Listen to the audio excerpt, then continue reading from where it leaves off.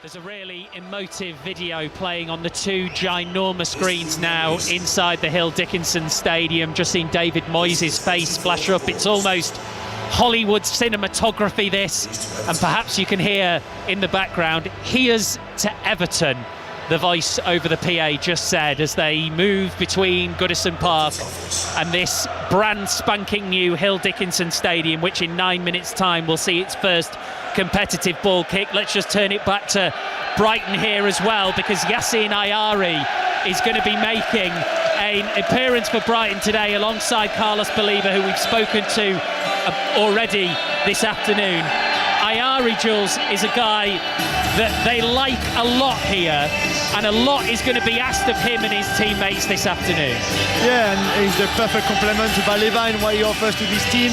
A little bit more technical ability maybe, but less physical power than Baliba.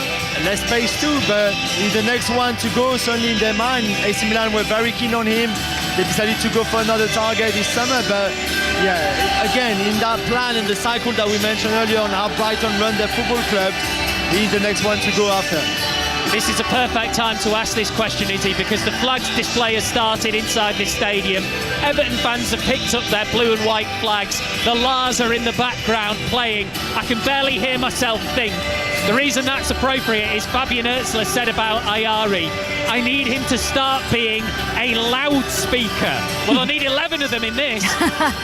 Yeah, and we know that Öztler, has a tendency to be quite intense on the touchline, and he certainly tries to transmit his energy to the team. But from what it sounds like over there at the new stadium, it sounds like the atmosphere is going to be absolutely incredible. And I just think Öztler, that's where he has to transmit his information to his players, and they have to communicate. And if Brighton play the way that they can, they could absorb the enthusiasm out of those Evertonians. It's really important that Everton start on the front foot. Well, here's another one from the great football songbook of Everton Football Club. "We don't care what the Red Sides think. What the heck do we care?" That's been Everton's message forever, and it's being blasted around the stadium. There's a shot of Wayne Rooney's famous goal at Goodison against Arsenal, his debut goal. They're going through all of the heroes. They're all in sticker book form. Leon Osman is on the screen there as well. We spoke to him about 2 hours ago before coming on air. He said he's been in the changing room, Pat Nevin. He said the showers are double the size of the whole dressing room at the old Goodison. They haven't skimped and saved on anything here, but it all becomes secondary, because you want this atmosphere, which is obviously is here, right? So it can be here, but you need to win games, you need to play well, you need to get these fans behind you. By the way, those speakers, they're rock concert speakers, aren't they? They're not normal speakers. It's just a blast there. Let it go a wee while so we can hear what this sounds like as well. We'll get that during the game. Everything's right, everything's in place. It's a beautiful surface. For players down there, see when you look up, wow, what a feeling it is. What about that? What about that noise? But as a player, you look up and you see that and you feel that. It's got to have a good effect on you. It's got to lift you. If it doesn't lift you and it scares you, you're in the wrong place. Nadim, I've got to say as well, I just wonder if Fabian Öztler is down in that new away dressing room saying, "Right, guys, let's just take the crowd out of it in the first 15 minutes. Good luck. Yeah, well, it is a case of good luck, but for the way that they play, it's definitely possible. I think he'll be sensible enough to understand that this is a big moment for Everton.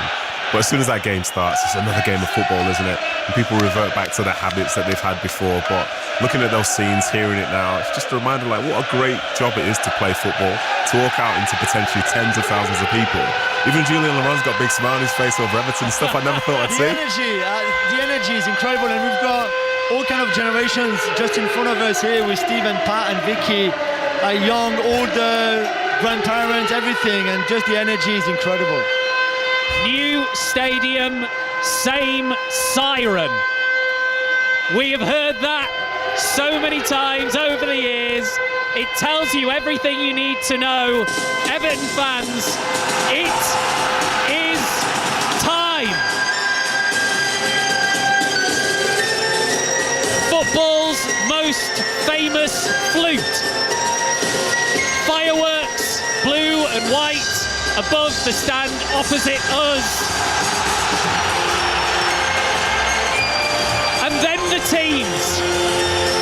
And then the roar from the Hill Dickinson Stadium as Everton take to the field for the first time at their brand new home, and Brighton's players too walk out into this atmosphere and think, what do we do with this?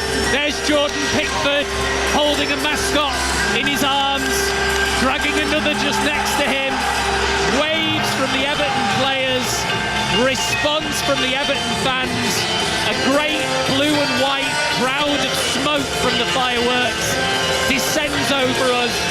Well, for so often clouds were above Everton at Goodison Park.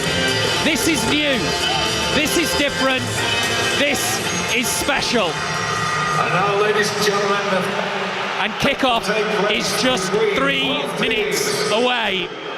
Nadim, Izzy, thank you both so much. Speak to you both very soon. Nadim Manua and Izzy Christiansen. Julian Laurent is going to be with us all afternoon here at the Hill Dickinson Stadium. We're good to go. The first whistle on the way. We've just heard the last at St Mirren. Gavin Wallace. St Mirren 1, Rangers 1. Rangers salvage a point in Paisley. Steve Jonah Younger slipped through on 32. He went through 1-3-1 with Butland had slotted home. 19-year-old Finlay Curtis was the man to save it on 76 minutes. He smashed home from 18 yards. Rangers are 6 behind Celtic, and the first time they've not won in 3 in the opening 3 since 89-90. St Mirren 1, Rangers 1. Right, time to make your choice. Everton, Brighton, plus all of the live sports updates here on 5 Live. If you only want Palace Forest, that's on 5 Sports Extra right now. The coverage is about to begin. The 100 on Sports Extra 2, Sports Extra 3, also the 100, that's Manchester Originals against Birmingham Phoenix. That's your choice of listening right now on Premier League Sunday. Here on 5 Live, Everton, Brighton, Pat Nevin, Vicky Sparks. Thank you, Steve. What a noise. What an atmosphere. What a stadium.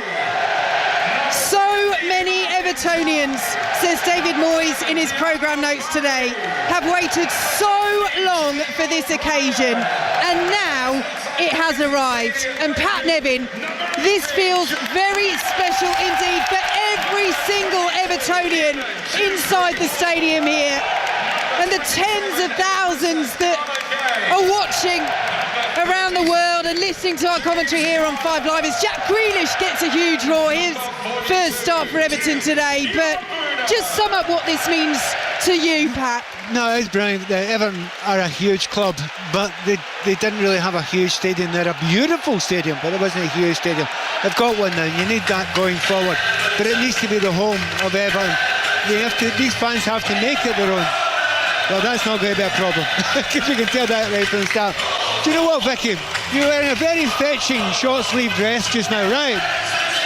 I'm only wondering, were you not feeling freezing? Because I was spine tingling all over when that was starting, and I've got a jacket and a jumper on. It is actually a really spine-tingling special moment to hear and see that there. So yeah, I just hope those Everton players down there can make that happen over the year. I'm not saying they want to win today. The best team should win today. And Brighton are a fine team to watch. But certainly those players have been given as good a backdrop as you can possibly play in. Yes, here on the historic waterfront in Liverpool on Bramley Moor Dock, and even walking into the stadium today as Brighton prepare to get us underway, you could just sense the awe, the pride of these Everton fans and the new memories that they're going to create here for generations of supporters who've been going to Goodison Park throughout the 133 years that Everton played there. But today, history made. The start of an exciting new chapter in our history, says David Moyes in his programme notes. The first competitive game at Hill Dickinson Stadium as Brighton get things underway and win a throw deep inside Everton territory on this right-hand side. It's Vifa will play it back to Van Hecker on the halfway line as the slight pall of blue and white smoke, the pyrotechnics that launched into the Liverpool skies above us here, still lingers in the air as we look down from our lofty position right at the top of the stand here. And we'll take you through the lineups in a moment, but it's Brighton in possession, playing from left to right in their purple away kit. Everton, of course, in the blue shirts, the white shorts and the blue socks, as Everton win the throw over on the far side, and we can take you through the lineup. So, starts for the first time for Everton for Jack Grealish and Thierry Barry. We are told it's more of a Thierry Henry, Thierry Barry, rather than a Gareth Barry-esque. They start for the first time. That's the two changes that David Moyes has made from the side that lost to Leeds on Monday. And here is Jack Grealish on the left-hand side, swiped away by Brighton and goes out off Grealish.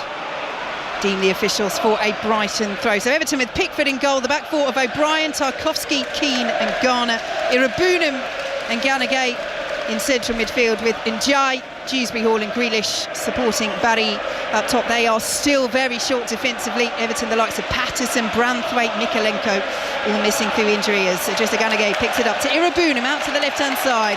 And here goes Jack Grealish, on loan, of course, from Manchester City and looking to impress on his full Everton debut. Dispossessed down by the byline, but he's won it back. That's good tenacity from Grealish and keeps possession, and the Everton fans love that.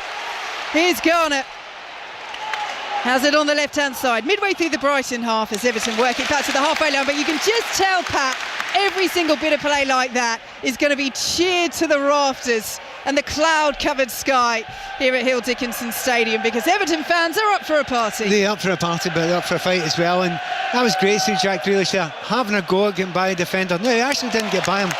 Not that important. It's the fact that he made the effort to do that, and then he fought back when he lost the ball. So, you know, Jack looks really kind of up for that. See if he's got the energy to keep on doing that. Already Everton have a player down, but they're going to play on. Yes, Dewsbury Hall. Advantage has been played by our referee, our man in the middle, Stuart Atwell, and Everton have the ball over on the right-hand side. Goalless here in the early stages. Oh, lovely play through the centre by Njai. Looking to work room for the shot, still going. And in the end, Verbruggen is right behind the effort, but that was lovely footwork from Iliman Njai. Yeah, he's, Izzy Christensen was talking earlier on about the fact that Everton's wingers often go inside, and that's the case there with Njai. But if you go inside with that quality, there is nothing wrong with that. Great play there. Couldn't quite get the power in the shot, but certainly the wide players are standing out for us. But Everton will have real problems because they have got two full-backs. They're perfectly capable, but not natural full-backs against two very good wide players in Minty and Matoma from Brighton. So you wouldn't be surprised if this game is won and lost in the wings. Here goes Barry, well challenged at the back by Lewis Dunk of Brighton, and it's out of play for an Everton throw. But you're quite right, Pat, it's the same full-back situation as it was for Everton against Leeds. We mentioned those defensive injuries, and that is why Garner and O'Brien, who has played at right back for Everton before, and Garner again can fill in at left back, but as Pat says, not predominantly natural positions, particularly for Garner, who is taking this throw, launches it to the edge of the 6-yard box. It's flicked on, but out of the penalty area. O'Reilly will help it on for Brighton, back in by Garner to the edge of the box, and Brighton will clear again. Bit of head tennis going on. Poor ball almost back into the area, falls to Barry. And in the end, it's claimed by Verbruggen. So Brighton with just the one change. Ruter has picked up a knock, so he is replaced by Danny Welbeck, who has scored in his last two away starts at Everton, but of course those are at Goodison Park as Brighton come down the right-hand side. Minte is flagged offside on this near side. Looked a tight one, but quick flag from the official, and Everton have a free kick. So Brighton with Verbruggen in goal, the back four of Wiefer, Van Hecke, Dunk and De Kuiper. Ahead of them it's Baliba and Ayari, with Minte, O'Reilly and Matoma supporting Welbeck up top. Pat Nevin. Well, it was called offside, but Garner didn't know that, and Minter took him and absolutely done him. Went straight past him as if he wasn't there. So Garner knows he's going to be in the game there, because Minter is a real quality player when he's got the ball at his feet 1-on-1. So Brighton in possession, goalless in these early stages. 5 minutes gone at Hill Dickinson Stadium, here on 5 Live and BBC Sounds, as Van Hecke has it midway through the Brighton half, plays it back to Lewis Dunk, and Van Hecke once more. There's the option of Wiefer down this right-hand side, but Van Hecke happy to direct it up towards the halfway line, and now Baliba picks it up. That's a poor ball from Carlos Baliba. It will just about be rescued by De Kuyper right in front of the official. The Everton fans saying that had gone out of play, but De Kuyper doing well to rescue that ball for Brighton. And they had possession once again midway through their first half. Goalless in these early stages. Van Hecke's delivery forward. Minte will chase. Pickford's come a long way and was going to shepherd the ball behind, but it just wasn't quite bouncing quickly enough, so he clears away. Jordan Pickford under pressure from Minte, and Brighton will have the possession deep in Everton territory from his throat. Do you know what, Vicky? There is not a slight shadow of a doubt in my mind that the Brighton think that Garner's a weakness. The first thing they kicked off, and the first thing they did is they put it right behind his back and then chased it. And since then, the 3 times they put the ball in there, they're consistently thinking Minte versus Garner, pace and skill. They believe they can get something out of that. Well, big cheers from the Everton fans as Brighton are penalised for offside, and Everton will have the free kick deep in their own territory as David Moyes stands, hands on his hips, on the edge of this new, freshly painted technical area at Hill Dickinson Stadium. It is his face that adorns the programme, and what a special moment it is for him, Pat. Being at the club to see this new stadium opened in his second spell with Everton. 11 years he spent in that successful first spell. Did so well here, and now gets to lead the club into this new era in this new stadium. I mean, you talk about the modern history of this football club. Is there a bigger person? Is there a more important person? You know, they kept him going in difficult times, and finances were difficult, and he just kept him in the Premier. And quite often at the top level of the Premier, and I think he overperformed year after year. And I know some people didn't always enjoy his style of play, but I think people have grown to understand now that over the years he's done some incredible jobs, and the vast majority of Everton fans are A, delighted he's back, but B, think there is nobody better, as you say. A little bit aimless, that ball from Tarkowski, and Brighton pick up possession once again. Down the right-hand side, it's Minte approaching the penalty area, skips past Garner, pulls the ball into the box. It just evades a teammate. O'Reilly was in there, and Everton away on the counter. And they play it out to the right-hand side, too much on that ball for Njai. Brighton throw, and Pat Nevin, again, Garner. It's too easy. And Garner, look, I'm not blaming Garner. Garner is not a left full-back. He's a centre midfield player. You're playing it against a top player here in the right wing, and he's already went at him twice, absolutely beating them all ends up. I mean, Minte has got his pace, he knows that. He's going at his left foot time and time again. It's going to drag Jack Grealish back, who's going to have to give him a little bit of cover. Yes, there might be more defensive work for Grealish to do. Of course, he wants to get away down that left-hand side. And he does do that defensive work well, Grealish, and under pressure, Keane will play it back to Pickford, who strokes the ball out to this left-hand side, and Garner. Minte closing him down very quickly, brought down by Dewsbury Hall, but collected by Vifa. And Brighton just starting to exert a bit of influence on possession as Ayari plays it out to the left-hand side, and Brighton in possession once more on the halfway line with Lewis Dunk. Pat Nevin. Yeah, there's a comfort about Brighton. I mean, generally they know how they play. They've got a very settled side at the moment, so there's great comfort in that. But also in that way, there is Matoma's having his first chance to run at the moment, and you know he's had a fantastic time since he went to the club, and he's certainly one of the players I enjoy most watching in the Premier League.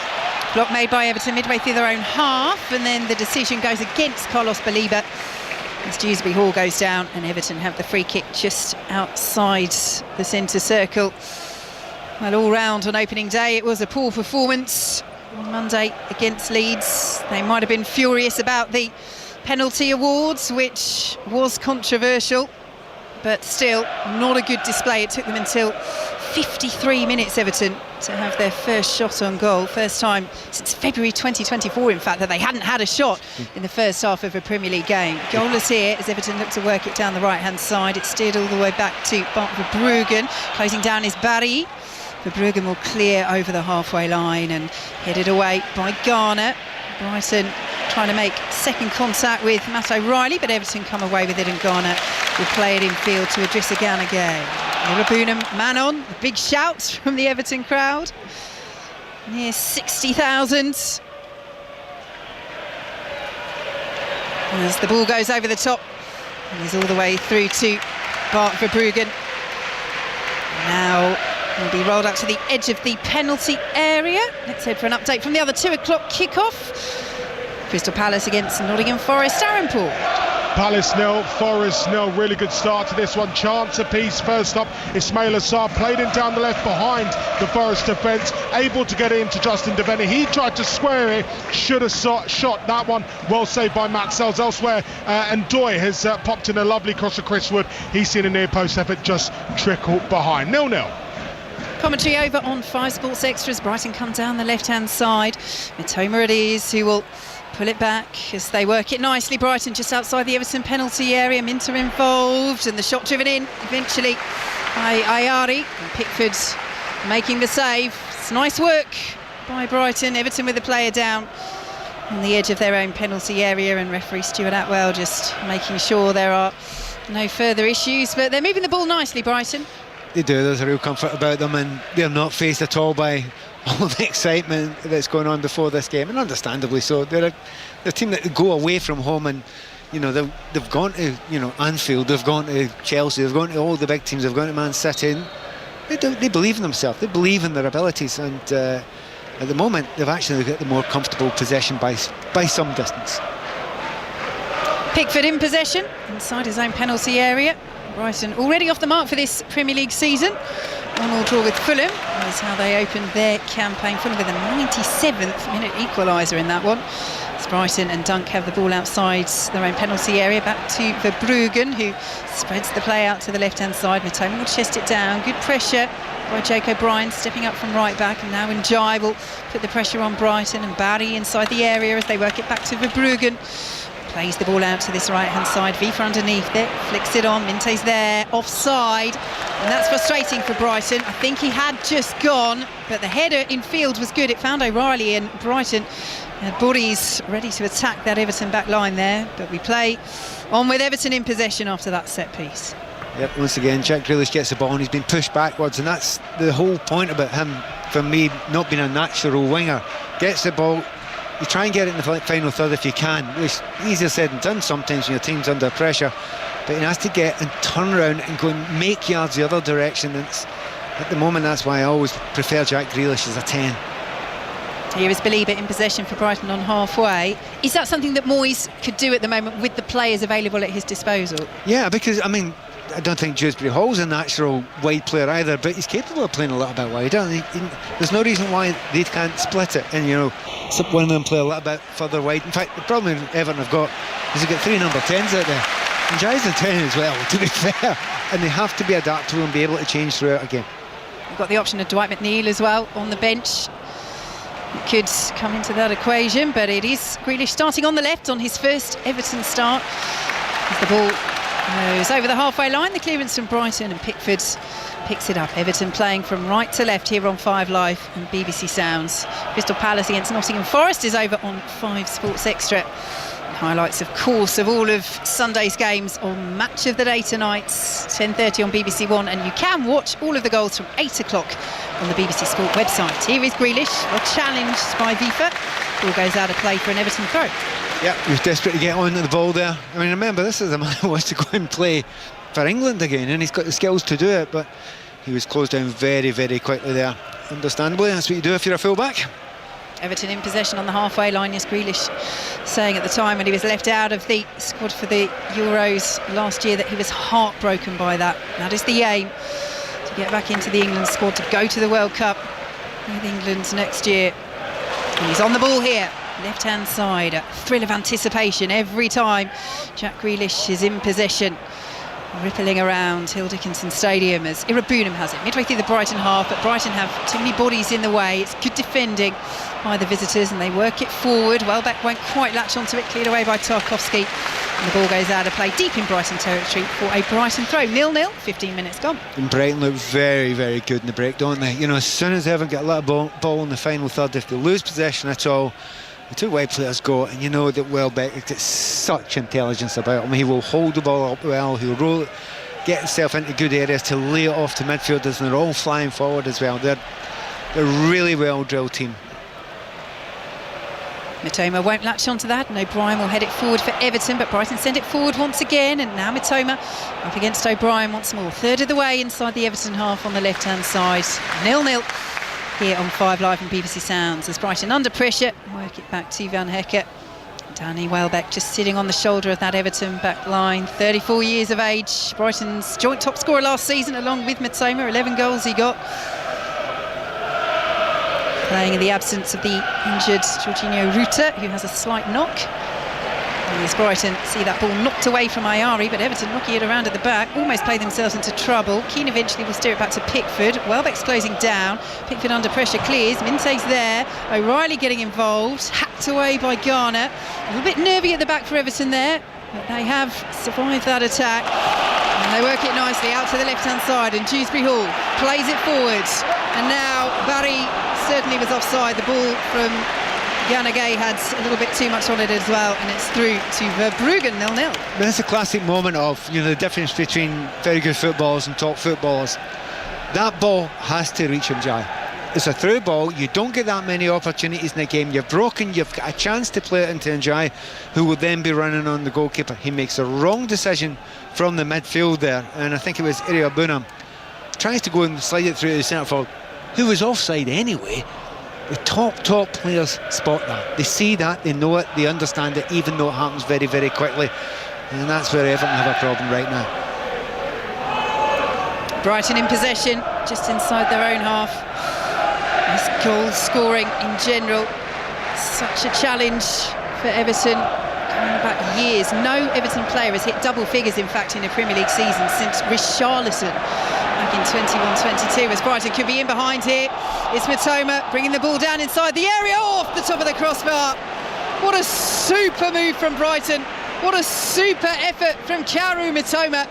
And it glances off the woodwork, and the first real chance in a competitive game at Hill Dickinson Stadium falls to Brighton. Do you know the amount of players that would do that skill? By the way, it was a classic one-touch move, i.e. lump from the back, and it goes up to Everton centre-backs, make a right mess of it, but Mitoma flicks it over the back, Gascoigne-esque, like in a game against Scotland. I shouldn't actually have mentioned that, but when it's coming down for about 15 feet, and there's very few players you think, he'll catch that right, he will catch that right, and boy he did. There's no way Pickford was saving that. Very unlucky Mitoma. Super effort from the Japanese international as Brighton have a throw on halfway, and David Moyes comes out to the edge of his technical area. Brighton in possession. Brighton at the moment looking the more composed, the more confident, and the celebratory party atmosphere here at Hill Dickinson Stadium has just been slightly deflated, because at the moment it's the Brighton fans who are raising their voices because their side are on top. They've hit the woodwork through Mitoma, and they're coming forward again down this right-hand side. It's Vifa. Minte wants it. Minte might get it, and he does get it. Plays it into the area, and what a chance that was for Danny Welbeck on the edge of the 6-yard box, and he can't sort his feet out and skies it over the bar, and there is no doubt about it, Everton should be behind. They should be. That's a second great chance in a few minutes there. Once again, Minty was just a wee bit too strong. Gay should be a little bit better there, a bit stronger there. He wasn't. Get nudged out of the way. The pass back to Welbeck, you've got to say it was slightly behind him. And if you're running in, the ball's behind you, you need to try and slow down. It's the hardest thing in the world to try and slow down when you're flying in at that pace. So even though he's only 4 or 5 yards out, he's got nothing in front of him except an empty net. It goes over the bar. I understand why it happened. And to be fair, I think Danny Welbeck's exactly on the same page as you, Pat Nevin, because he was fuming with Play it in Minte. front of me, I'll tap it in. Yes, exactly. He was saying to Minty, but Minty had done very, very well to get there. And at the moment, Everton not exactly under the cosh, but certainly second best. Fine margins for Brighton at the moment. That is what is keeping this goalless, as Jack Grealish does well down the left-hand side, wins an Everton corner. 20 minutes gone, 0-0 on 5 Live and BBC Sounds. Again, ball just straight over the top there to Jack Grealish, and it's not his real strength, pure pace, is it? We'll be honest about that. But his willingness so far to start this game is only 20 minutes old, but he wants to get there. He wants to hurt himself. You keep on doing that. You need to keep on doing that at this level. Make yourself fitter, get yourself behind players, and then when your confidence is up, you can start going past them. But it's not a bad start from Jack Grealish so far. So James Garnett is over to take this corner kick for Everton from this near side. The blue shirts on the move inside the area. It's swung in, flicked on at the near post. Barry was one of those in there, Tarkowski as well, and it's behind for a Brighton goal kick. Well, that's what Everton need to work for. You know, they've got a lot of big players there. O'Brien, is he about 6'7"? He's a tall man. Barry, 6'5". And you know they're both centre-halves, Keane and Tarkowski, are capable of doing it. So it's going to be a big part of their play. That's not to say they're a team that only does that. Just have a look at Arsenal. They've known to score the odd goal from a corner kick recently. 6'6", O'Brien. You're giving him an extra inch, Pat, but I'm sure he won't mind. I'm sure he'll take that. Brighton in possession, just outside the own penalty area. Steered back to Verbruggen. Forward now to Van Hecker. 0-0 here on 5 Live and BBC Sounds on this historic afternoon. The first competitive match for Everton at Hill Dickinson Stadium. They have had 3 test events. The last one on the 9th of August. 1-0 pre-season loss to Roma. That was in front of a sold-out crowd. So many of these Evertonians will have been inside the stadium, but there's something different about seeing it in the Premier League, about seeing it when the result really matters. As Idrissa Gana Gueye makes the interception on halfway. The ball goes out of play for a Brighton throw. Knocks the ball off that blue cone there, and Vifa will pick up the loose ball and steer it to Van Hecker. I don't know if you can hear in the background, there's a single fan shouting and bawling in front of us now. And I'm not surprised to hear this because it's kind of quiet in other parts of the ground already. It sometimes takes a wee while for groups of people to understand each other and work together. Where does the singing actually start? Where does it come from? And at the moment I can see 1 or 2 around the ground saying, right, this is the time, we need to start. Because right now, those Everton players need them. So Brighton are by a distance the better side. But it is still goalless midway through the first half as Everton pick it up with Njai on the halfway line. He's surrounded by the purple shirts of Brighton, but Everton do well and work it out to the left-hand side. Then here's Grealish, a little bit of space. Jack Grealish into the area, pulls the ball across and it's in! And the first goal at Hill Dickinson Stadium goes to Everton! And it goes to Iliman Njai, converting at the far post from close range. And Everton's new era is off and underway. They lead Brighton by a goal to 0. You know, we talked right at the start of the game of the importance of wingers. One winger on one side, Jack Grealish goes down the line. The thing was screaming, can you do it? Will you do it? Yes, he's done it. And he's got to the line there. Just needed a little bit of a half yard. Pings it across. And the winger on the far side does exactly what you should do. Traps the back post there.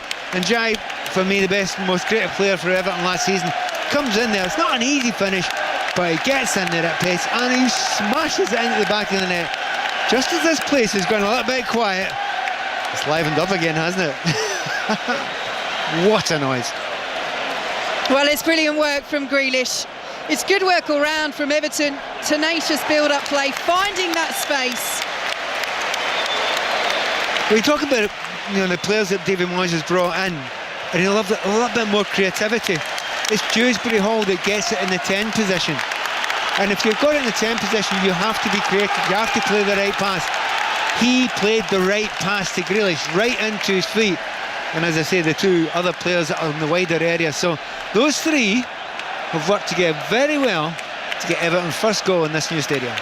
So Brighton get us underway, and he just loves a little bit of Everton history, doesn't he? The last player to score at Goodison Park last season, Iliman Njai, and now the first player to score at Hill Dickinson Stadium. That brace that he got against Southampton on what was such an emotional day as Everton bid farewell to their home of 133 years. Yeah, I was there that day, and it was very, very emotional, as you say, and Njai really deserving it because he was a real saviour for Everton last season, what he brought to the team. And this is the good thing now, if you've now got your 2 wide players with their tails up, you can go either side, you can go either way. Now it's getting a wee bit excitable now. Everton had been second best up until then. Don't forget that. But what a lift that gives them and gives this whole stadium and gives every single player wearing blue just now. But do not write off Brighton. They have been dangerous and almost scored 2 goals just before Everton went ahead. So Everton in possession on this left-hand side, and as Pat Nevin says, and as I'm sure you can hear here on 5 Live and BBC Sounds, the Evertonians inside their new stadium have found their voices. 52,769 it holds as Njai comes down the right-hand side. Once again, he stops on the edge of the Brighton penalty area, and De Kuyper should be able to clear this away, but it's good pressure from Njai. He's committed the foul in the end, but the Everton fans directing their ire, perhaps incorrectly, but certainly vociferously, at referee Stuart Atwell, because that, again, is the sort of tenacity. Grealish showed it in the opening moments, and when you are breaking new ground, when you are starting a new era at a new stadium, that's what fans want to see, just that never say die attitude, that willingness to get in there. As we enter the 26th minute, and a poignant moment for all Everton fans inside the ground as they rise and applaud in tribute to Everton fan Michael Jones, who passed away while working on the stadium 2 years ago. He was a huge Evertonian. There is a mooring post within the stadium grounds, painted blue by his family. It has a bronze ring around it that bears his name, the name of Michael Jones. He is sadly missed, and he is not forgotten and never will be forgotten here at Everton. As his name and picture, Michael Goodison-Jones, comes up on the screen away to our right. As Everton fans continue to applaud and Brighton come forward, ball behind for an Everton goal kick. That was, again, very moving there. And very important, Everton fans take care of their own, they remember their own. So it was a good moment there. And you know, just thinking they'd have to try and calm down there. If you're Everton now, you could get a little bit carried away. And watching Davy Moyes out there, he's standing on the edge. I don't think he wants his team to go too far forward at the moment. He wants to settle for what they've got, settle down a little bit. But it's hard to do that when you're very, very excited about going ahead. And right now they're trying to get the ball to Njai, because he is giving De Kuyper a very difficult time over on that far side. Yeah, and De Kuyper has just gone into the book for that foul on Iliman Njai. Mitoma was there as well.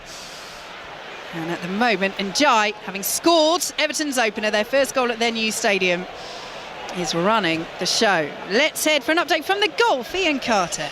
Scandinavians leading the way here. Nikolai Højgaard of Denmark at 13 under par, sharing the lead with Sweden's Alex Noren. It's not happened for Matt Fitzpatrick today.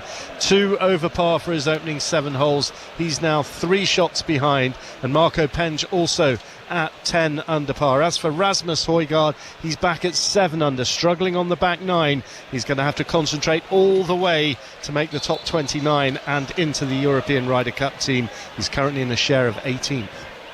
Thanks very much, Ian. Ian keeping us up to date from the British Masters this afternoon on 5 Live as Brighton intercept that ball towards the edge of the penalty area and will come forward. Good run by Belieber down this right-hand side. Swings the ball in, looking for the run of Minte. Everton have a player down on the edge of the box, and referee Stuart Atwell has blown the whistle. The ball had spun out of the penalty area, collected by Mitoma, but it will be a free kick to Everton on the edge of their own penalty area. They lead by a goal to 0. What's going on with Crystal Palace, Nottingham Forest? Aaron Paul.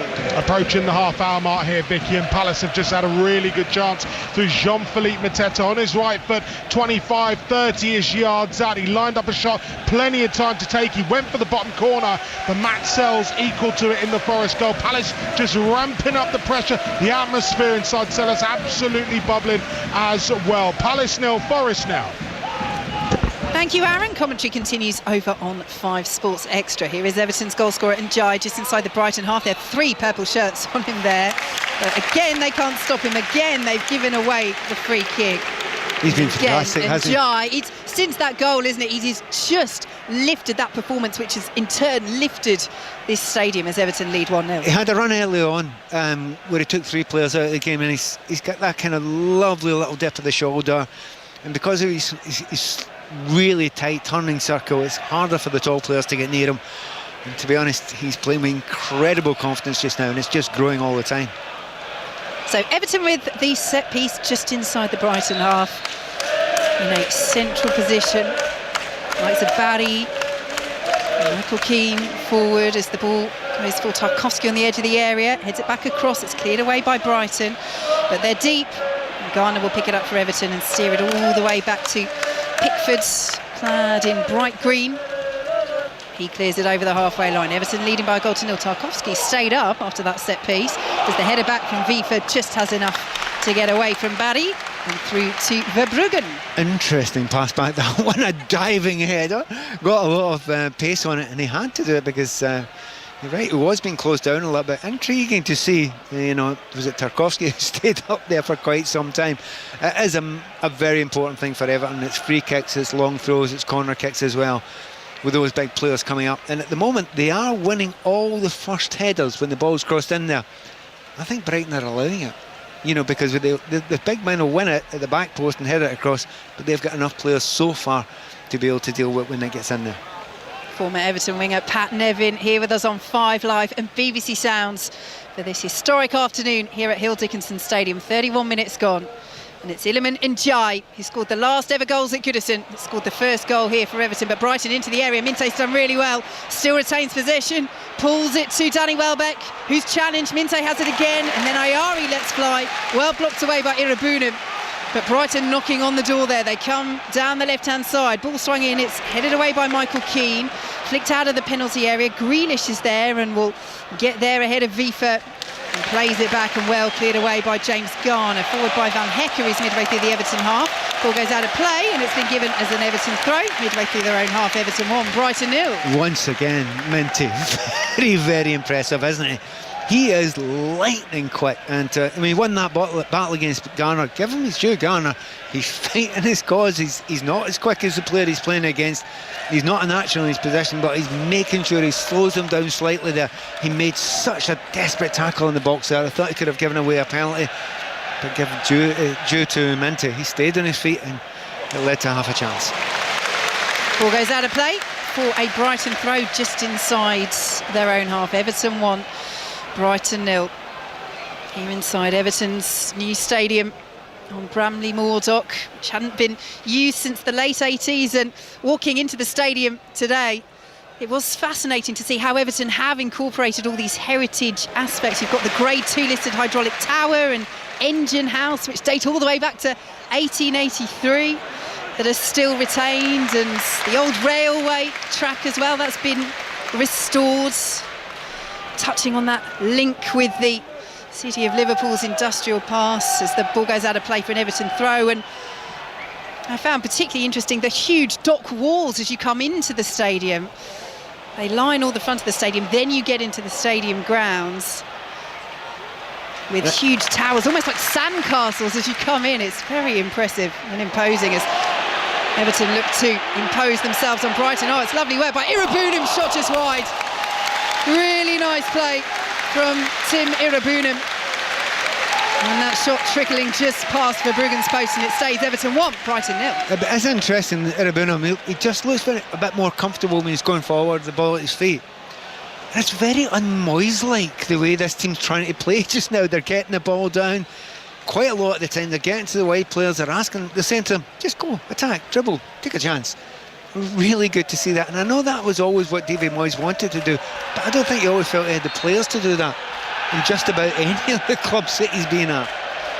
Ironic cheers from the Brighton fans as Stuart Atwell gives them a free kick on the halfway line, swung out to the right hand side but cleared away by Garner, who is just settling into that unfamiliar left back role as this game wears on. As Pat Nevin says, it was an area that Brighton are very much targeted, with Minte down that right hand side to play there in the last game against Leeds. Again, needs must for Everton at the moment. They are so short of bodies defensively. David Moyes very clear, they want to get more players in. Got big names out injured as well, the likes of Branthwaite and Mikalenko and Patterson still not available, even when they are returned to fitness. And it's not just defensively either, Pat, that they need reinforcements before the transfer window closes. I don't think there's any doubt about that, and the fact that David Moyes is not hiding that fact, and also the fact he feels as if he's got the funds to be able to go and do that a little bit. It's kind of good news for Everton fans, but they are running out of time. Brighton in possession, back to halfway. Yes, Moyes questioned at length in the pre-match press conference about transfers, saying, look, we've got money to spend, we're trying to spend it. The ball is all the way through to Jordan Pickford. Also said he's never, as a manager, had to try and sign so many players in one window. I remember once, just on a personal visit down to chat to Davy down at his first time here at Everton, he had this massive whiteboard and it was lists of all the players 1 to 10, and we were chatting before the game with Gillian and the chaps, and they're saying, how far do you want to go down that? Potential handball by Mitoma there. VAR will have a look at that if this comes to anything. He's still got it, Mitoma. Left-hand side of the Everton penalty area. Gets a deflection. Pickford with a really good big punch. Left fist. Sends it straight out of the penalty area and out of play as well for a throw. Well, it did look as though Mitoma just put his arms up to protect his face, essentially. Yes, close range. And the ball hit them. Brighton have a throw over on that far side. Now we restart, obviously, so VAR won't have a look. But had it led directly to a goal, I think they would have checked that attacking phase of play. But we play on down the left-hand side. Here come Brighton as they work it back to Ayari, and now back to Van Hecker. Goal at Crystal Palace, Aaron Paul. The noise tells it all. Palace are ahead, and it's very much deserved. The goal coming from Ismaila Sarr, lurking around the penalty spot. Munoz with the ball in. Sarr just driving a half volley into the ground. Great finish. Sells flat-footed on his goal line. Crystal Palace 1, Nottingham Forest 0. Commentary continues on Sports Extra. A little bit of a miscommunication between Garner and Pickford there inside the Everton penalty area. Eventually it is cleared out by Garner for a Brighton throw, but they just weren't quite sure who was going to take charge of that situation. In the end, Garner did. Brighton have it. Down the right-hand side they go. O'Reilly loses out. Garner has the ball right down by the byline, pulls it back, and it's cleared away by Michael Keane. Only as far as Van Hecker, who again, he's done that a few times in this first half. Van Hecker, the very tall Brighton centre-half, just comes and steps up and make sure that Everton can't get the ball up to halfway. The Netherlands international, Brighton's Player of the Year and Players Player of the Year last season, had such an excellent campaign for them. So they look to get back in this game. Here he is, plays the ball into the area. Oh, it hits the post. What a fantastic effort from Van Hecker. Might have got a deflection on the way through. Everton won a foul inside the box. Eventually that is given. But what an effort from Van Hecker. Yeah, I mean, he's just walked forward and he's walked off Barry, who shouldn't allow him to walk off him, because if you're a centre forward and you're not having a great involvement in the game, well, do your defensive work. But he just walked straight off on there. But it was such a distance out when he hit it. There's a bit a deflection on it as well, so there's no way Pickford's going to get it. Gets a little bit lucky, and that's the third pretty decent chance so far. I'm trying to see who that hit off. Was it Jack Grealish? Yeah, I think it was Jack Grealish. There's nothing he could have done about it. Just hit off his backside, spun out, and off the post as well. Great defending once. I mean, there's been a few absolutely desperate tackles in that back line, and this time it was Tarkowski goes in there and makes the rebound tackle that he had to make. Yeah, that's why they get the free kick eventually in the area to Kuiper, who is on a yellow card, but more clumsy and catching Tarkowski rather than anything worthy of a second booking. But yeah, it was a strange one from Van Hecker, because you see him let fly and then it did take that deviation, but a real loop that it sent the ball on and cannoned off the post. And as you say, Pat, there's no way that Pickford is getting there. Well, they've hit the post, they've hit the bar, and Welbeck's missed from 4 yards with nobody in front of them. So you have to say, right at this point in time, Brighton will feel very, very hard done by that they're still a goal down. Goal from Iliman Ndiaye, the first at Hill Dickinson Stadium, as Everton concedes a free kick on the halfway line. And Brighton will have a set piece. And the yellow card is out as well from referee Stuart Atwell, brandished towards Tim Irabunam. Yeah, I was actually writing that down on my paper before the referee went into his pocket. It was that obvious a yellow card that he was going to give. If you go into that pace and you don't get the ball clean and get a lot of the player, the referee doesn't really have an option. So Irabunam has got a yellow card, so has to be a little bit more careful. Interception by Everton and Dewsbury Hall on halfway, and then Grealish is upended by Vifa, and that is going to be another yellow card. So that's Vifa, the latest to go into the book. It's one of the famous things about Jack Grealish. He does get fouled a lot, which people say, oh, he's the most fouled player in the league for a period of time. That is not a good thing. That is a bad thing, because that means you get injured. That means you get slowed down.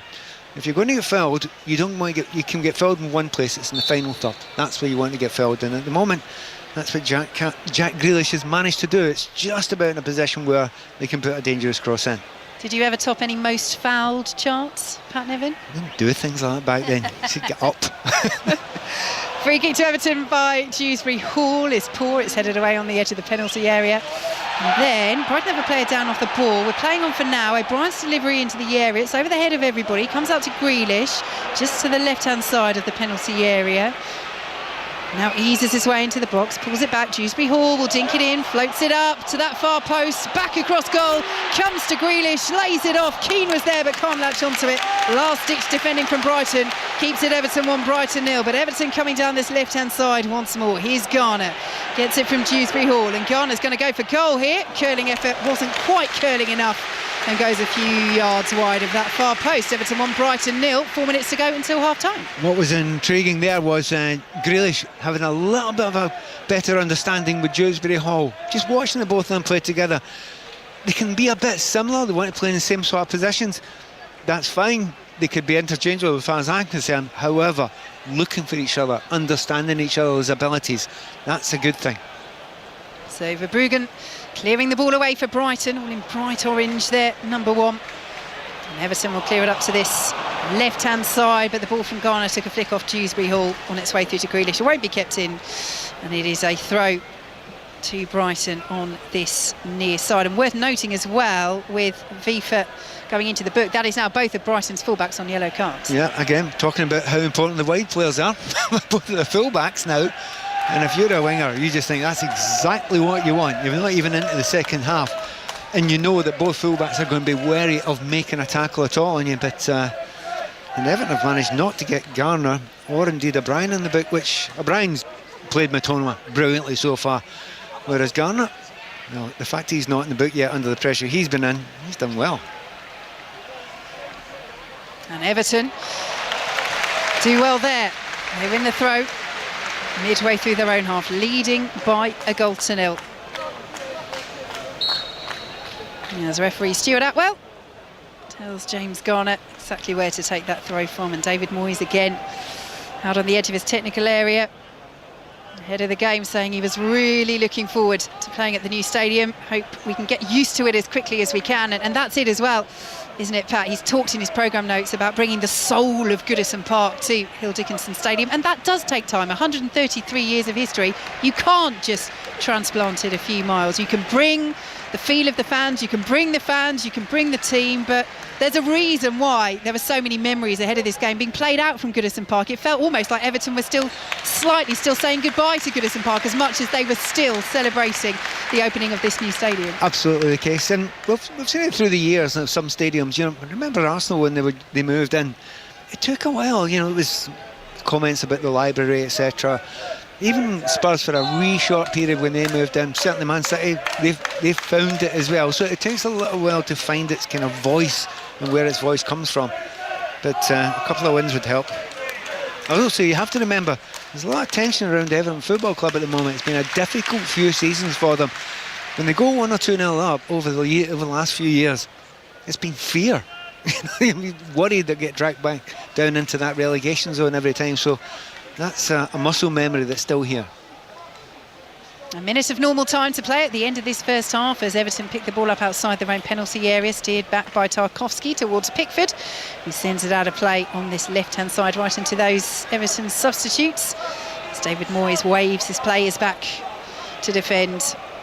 And it is just for all clubs, isn't it? For various reasons, but at the start of the new Premier League season, just getting that first victory. And I think notable as well, all 3 promoted sides have won. Leeds, Sunderland, and Burnley beating Sunderland yesterday, joining them. That's a real warning sign for any team that has a bad start, be you West Ham or whatever. You know, you just think, well, wait a minute.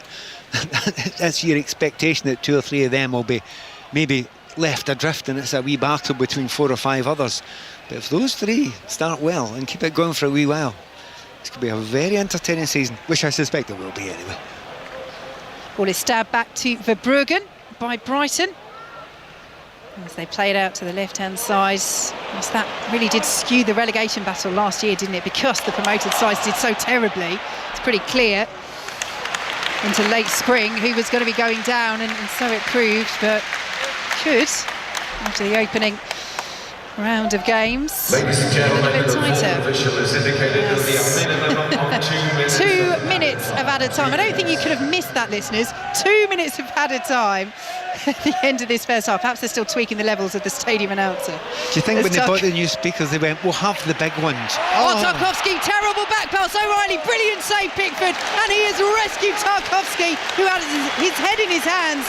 And he's rescued Everton there. O'Reilly's got his head in his hands for Brighton too. What a let-off. It's a shocking back pass from Tarkowski straight to Matt O'Reilly inside the area, who tried to convert on the angle, and Pickford has done brilliantly. It stays Everton 1, Brighton 0 somehow. Do you know that? Well, just a moment. Barry almost gets in at the other end. Verbruggen right out to the edge of his area claims. That Everton goal is charmed. That's all we can say about it. The fact that Brighton haven't scored with 4 gilt-edged chances that they've had so far is incredible. I mean, he should have finished better there, but any centre-half who actually passes it back to his goalkeeper, we see plenty of mistakes in the penalty boxes these days, particularly when goalkeepers are playing it out. But a centre-back or a full-back passing to your keeper, it's worth looking first. just have a wee look around first. Terrible mistake. And a player with the experience of James Tarkowski as well. As Vifa is down, ball had gone out of play for an Everton throw, but referee Stuart Atwell has stopped play. I don't like the way he went down. Yeah, Vifa doesn't look in great shape. He is now, thankfully, sitting up, and Brighton's medical staff are waiting to come on if they're required. Well, it looked really awkward the way he was lying there, Pat, with his legs askew, but it looks as though he's going to be okay. He's just getting up to his knees now, and the medical staff, in fact, haven't come on. So that is good news as we just see a replay of this chance for O'Reilly. He's trying to almost take it round Pickford, then realises he can't, so then he shoots on the angle, and Pickford does really well. It's a good save. It's a huge, huge opportunity for Brighton. And as you say, Pat, they've hit the woodwork twice. Welbeck's missed from 4 yards when the pass was slightly behind him. O'Reilly there has been played in complete space and hasn't been able to get past Pickford. And as the half-time whistle goes, the first 45 minutes of competitive football at Hill Dickinson Stadium, it is the Everton fans who are smiling and applauding, because on this historic afternoon it is they who lead by a goal to 0. There is, and worth underlining, it's been an entertaining match. It's been really enjoyable. It's been quite open in many ways as well. There's an uncertainty around the Everton fans because they know they're giving away chances here. But one of the big things about Goodison, it's one of the few pitches or stadiums in the world that had a church in the corner of it. Well, I think that goal's been blessed. That one down there on the right-hand side, because Everton are very, very fortunate right now not to be, well, to be ahead and not to be either drawing or going behind just now. I think somebody's had a word with someone upstairs this Sunday.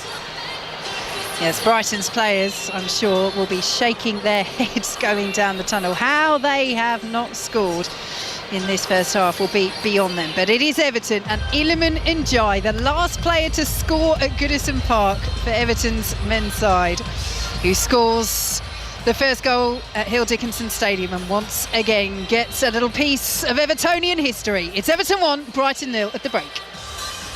Well, I tell you what, the noise when that ball hit the back of the net was something else here inside the Hill Dickinson Stadium, and I'm led to believe the first half has been pretty loud as well at Selhurst Park, Aaron Paul. Absolutely, Steve. It is Crystal Palace who lead here by a goal to nil. It's been a near dominant performance on the home side, despite the backdrop of tension surrounding both clubs. Oliver Glasner's men have been front-footed and have had chances. Matt Sells has saved well from Justin Devaney and then from Jean-Philippe Mateta from long range, but he couldn't keep Ismaila Sarr's half volley out. Munoz with the ball from the right, Sarr drilling it into the ground with the ball just flying into the corner of the net. Mark Gay has clipped the foot of the post with a diving header on the stroke of half-time. Palace fans very, very vocal with their thoughts and feelings towards Forest and owner Evangelos Marinakis. Their side are doing the business on the pitch. At the break, it is Crystal Palace who lead Nottingham Forest by a goal to nil. Pat, a few minutes into the first half there, I just sort of took my headphones off just to get a real appreciation of the sound. And what I did notice is, and it was going a little bit quiet, and you explained it perfectly in commentary, but the one player every time he got the ball who got people on their feet was the man who created the goal, Jack Grealish. Yeah, and they've tried to get him on the ball as often as possible in the final third. To be fair, I think Ndiaye played better, but he's, you know, they know the capabilities that Jack Grealish has got. You don't want to give Jack Grealish the ball wide left on the halfway line and ask him to run 50 yards and beat 3 players, because that's not his game. He's not got that sort of bursting of pace that some other wide players have got. But if he can get him the ball in the final third 1-on-1, he's perfectly capable of creating something. And we were chatting before the game about wingers and how often Jack goes beyond players and goes, down the line. Just wasn't doing it at Manchester City. He does it once here. Actually, he did it twice. First time he got a corner. Second time, it's a goal. David Moyes will be right in his ear saying, do that again. And Pat mentioned before the game that midfield three, the three attacking midfielders in NDI, Dewsbury Hall and Grealish, and how well could they combine or not to give Tiano Barry some chances. We haven't really seen that for Barry yet, but on the goal, them three from Tiano Barry holding up the ball, NDI finding Dewsbury Hall, who then found Grealish, who then found NDI again. Them three, it's probably the only time they did it, unlike at Brighton where you could see that there's more fluidity in the way they play because they've been together for longer. But for Everton, if they can find them three again and finding that kind of fluidity, they'll be more dangerous than what we saw so far. And Jules, do you want to have a go at answering the question that Vicky's asked in commentary and Pat's asked in commentary, and now I'm asking you? How have Brighton not scored? I don't know, it's incredible. I mean, the two big ones, especially the one for Welbeck on that cross from Minte. Okay, the ball is a little bit behind him, but he should still react better. He could even take a touch. He's on that much on his own. And then the one for O'Reilly, and I think he rushes it a little bit once he sees the back pass from Tarkowski, which is a huge mistake, by the way, and should have been costly. I don't know. I mean, this Brighton team, it's not new, the lack of not being clinical enough in front of goal. Last season, Welbeck had an amazing start of the season, but this is something that they've done regularly, where they created chances and are not just good enough in front of goal. Jules, Pat, thank you both for the time being. Second half commentary on the way with Pat Nevin and Vicky Spark. Julien Laurent is with us here all afternoon on Premier League Sunday. So Everton won Brighton 0 half-time and Palace won Forest 0. Second half commentary of that game will be on 5 Sports Extra. It's already finished in the Scottish Premiership. St Mirren 1, Rangers 1. We'll hear from Russell Martin shortly. And one live score to bring you from the Scottish Women's Premier League half-time. Celtic 3, Hamilton 0. We'll keep you up to date with all of today's other live sport as well, and then we'll be back for second half commentary at the Hill Dickinson Stadium. Let's get the news on 5 Live with Carl Hartley. The voice of the UK. This is BBC Radio 5 Live. Thanks, Steve. A 54-year-old man and a 15-year-old boy have been arrested on suspicion of arson with intent to endanger life after a restaurant fire in East London. 2 people remain in a critical condition in hospital following that fire on Friday night. The government says an overhaul of the asylum appeal system will make it faster and cut the number of migrants living in hotels while they wait for a result. Ministers want to set up a panel of independent adjudicators instead of having a judge to oversee the process. Imran Hussain is from the Refugee Council. These are potential life and death decisions. So we have to ensure that every case is given a fair hearing, that it's decided upon its merits. And we're going to make sure that we don't end up sending back people who are speaking out against tyrannical regimes and dictators back to their torturers. Judges are to be given tougher powers to restrict criminals' freedoms by banning them from driving and going to sports stadiums and pubs. The new plans will affect those who have been given non-custodial sentences in England and Wales. President Zelensky says Ukraine's future will be decided by his country alone. He's been marking the country's anniversary of its independence from the Soviet Union in 1991. And Spain's National Weather Agency says the heatwave the country experienced this month was the most intense on record. Provisional readings saw temperatures reach an average temperature, which was 4.6 Celsius above the previous record. In 2002, UK indie was sweeping the nation. A really vibrant British music scene. But just 6 years later, the genre was branded landfill indie. The rise and fall of indie sleaze. This is the story of this millennium's most influential bands. The lyrics felt like they were speaking to me. It was really exciting. Exploring the music, the fun, the tabloid frenzy, the destructive behaviour. There was a fanaticism to the people coming to the gigs. Ride the highs and lows of noughties UK guitar music with me, Kate Nash. It has really gone a bit silly, hasn't it? The rise and fall of indie sleaze. Search Indie Sleaze on BBC Sounds. This is 5 Live Sports with Steve Crossman. Listen on BBC Sounds. To the Everton lead Brighton by 1-0 here at the first game at the Hill Dickinson Stadium. Second half commentary on the way. In 5 minutes' time, Wigan Warriors host Wakefield Trinity in Super League. Matt Newsom.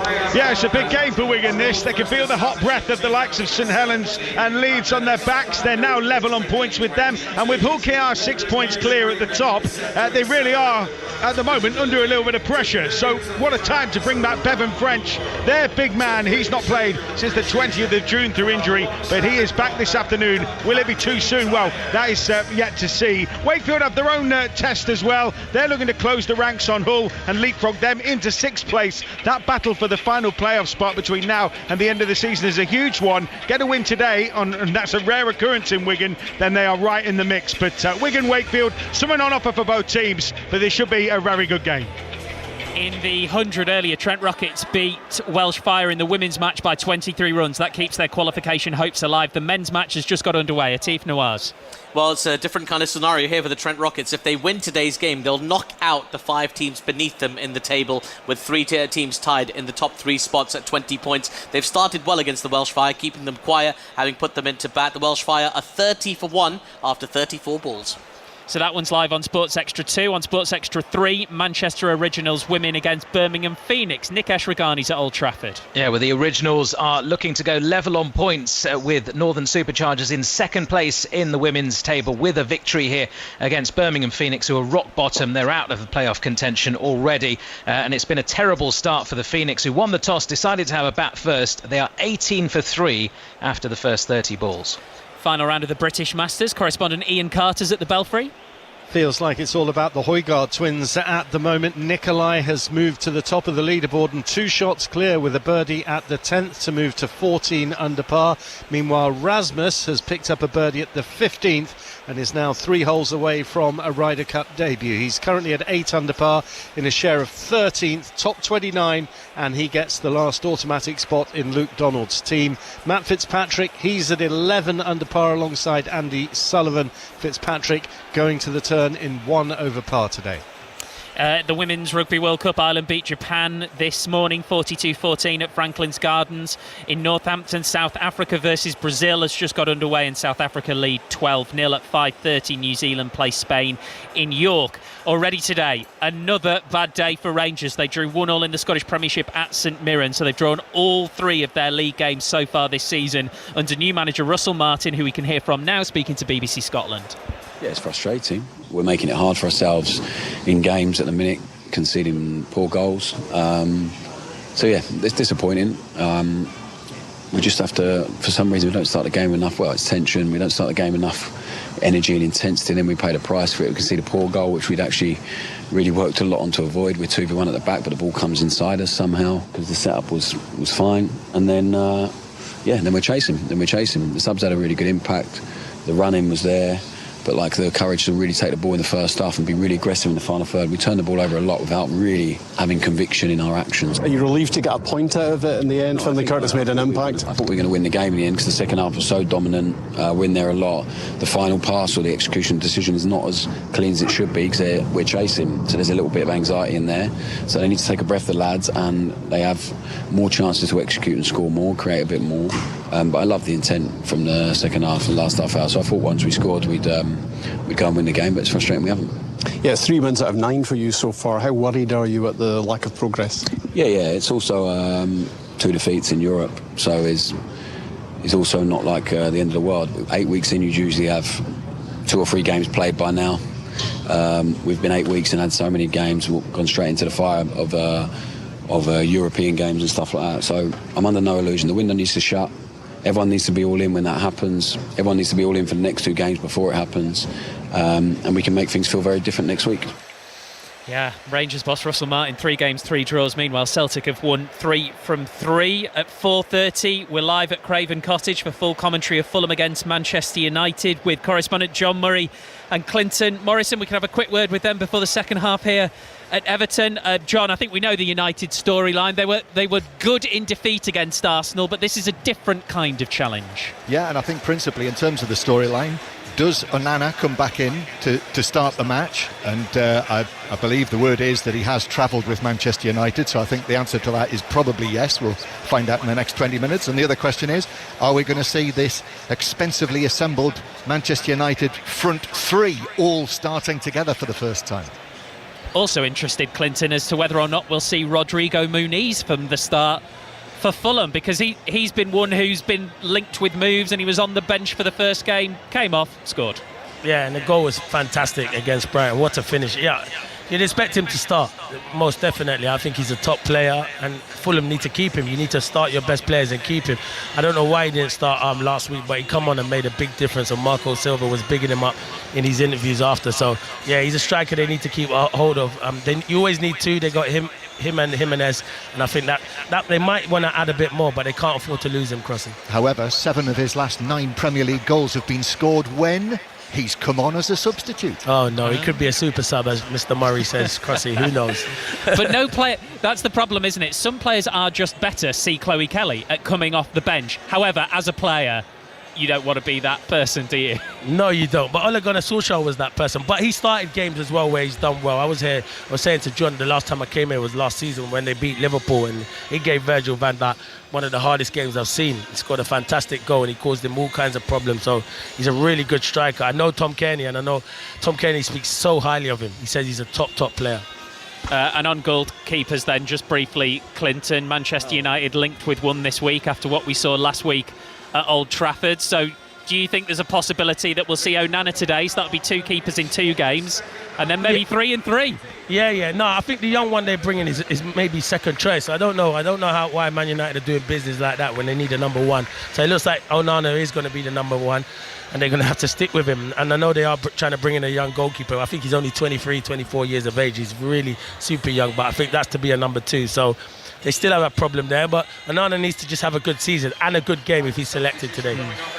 Right, thank you very much, you two. So Fulham versus Manchester United in full at 4:30. Right now on 5 Sports Extra, second half of Palace Forest here at the Hill Dickinson. Everton Brighton, balls on the centre spot, and we're ready to go with Everton leading by 1-0, and Pat Nevin alongside Vicky Sparks. Thank you very much, Steve. And Brighton have made a change at the break. 20-year-old Jack Hinchelwood is on for Carlos Baliba. And Pat Nevin, we didn't see any issue for Baliba, so you presume tactical, although I'm sure Brighton boss Fabian Herzler will be asked about that after the game, but he's a big player for them. Yeah, I was surprised.